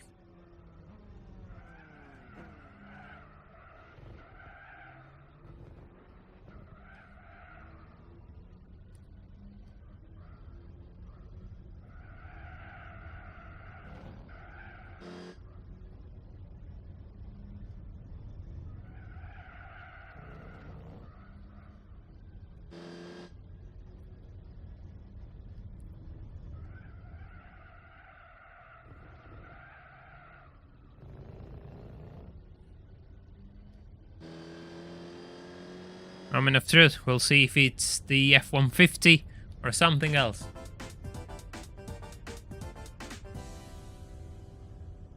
It's not. It's the SRT4. Oof. Oof. The neon. course it's the neon. What else could it be?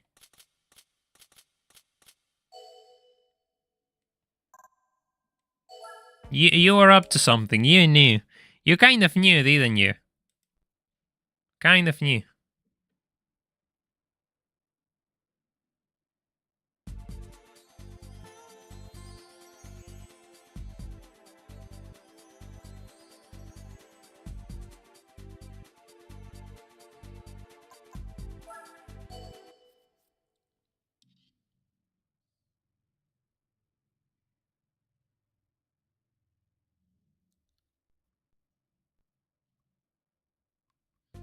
Yellowbird's laugh made me uncomfortable. How am I supposed to feel after I just heard that my laugh makes you uncomfortable?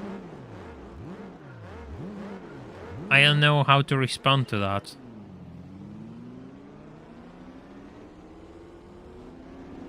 Congratulations, you just have a question that I don't have an answer to, or a statement that I don't have an answer to. That's probably one of the few times that this has happened on stream, so congrats. Hope you feel good about yourself tonight.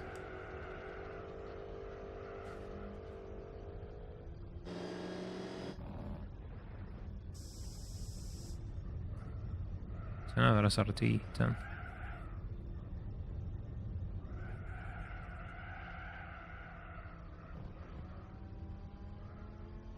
Ow.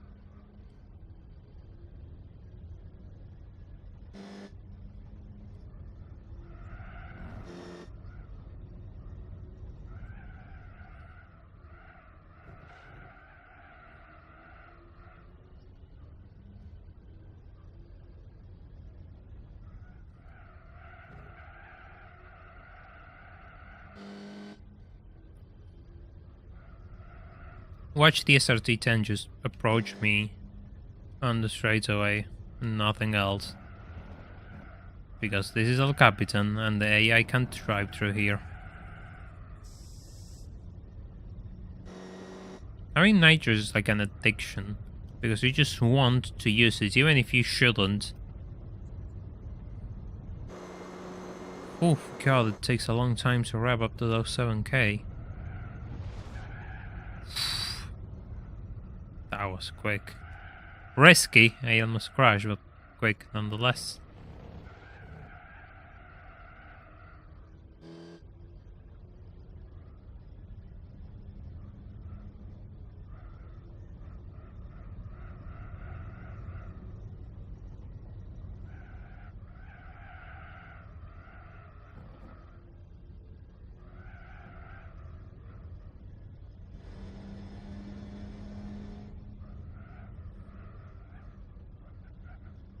So Old Viper having a decent lead over the red Old Viper, yeah.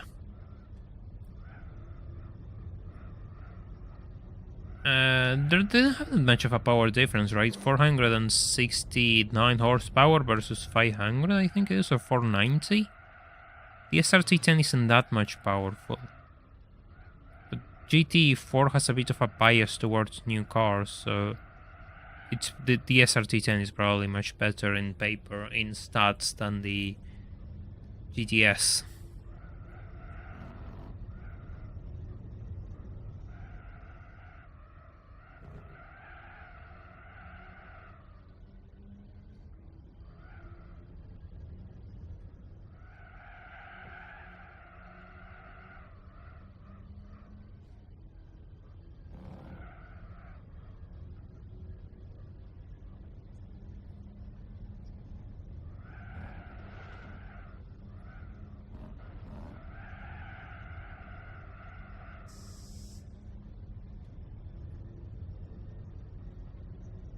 I have to say, this thing drives really, really well. I'm really pleased with it.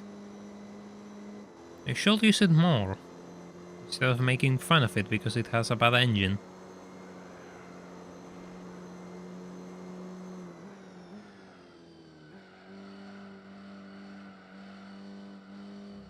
"11 seconds ahead."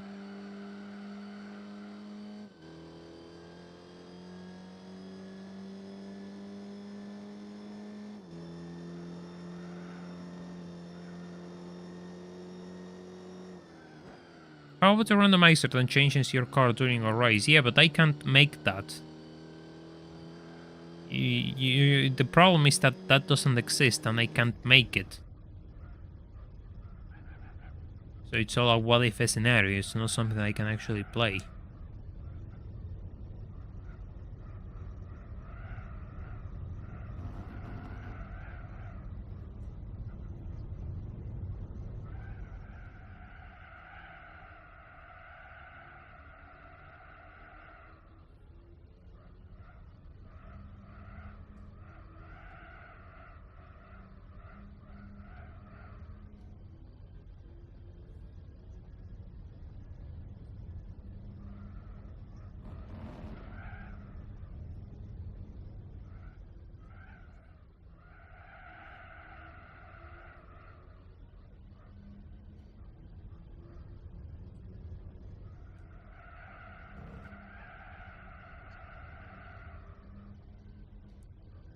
We're going to get a prize car after this lap, by the way.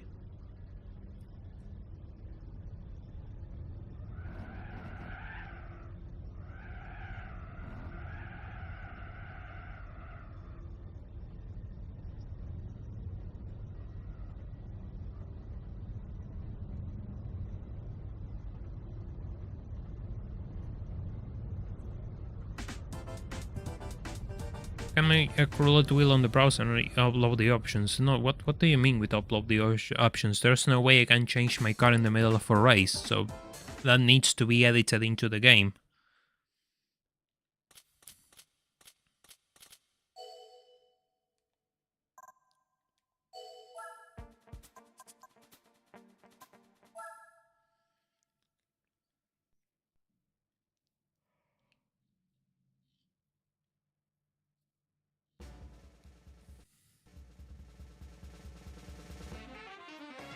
Ah, well, this is useless.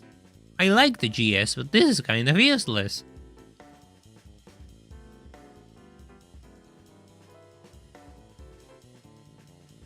I really like this car, but yeah, no, there's nothing to do with it. Ah, well done. That's one event less to complete. And one event less where I don't get what I want. GS300. Didn't I get another GS300 already? One? No. Okay, I'm hallucinating. Makes sense. Look at it, in all its 2JC carrying glory.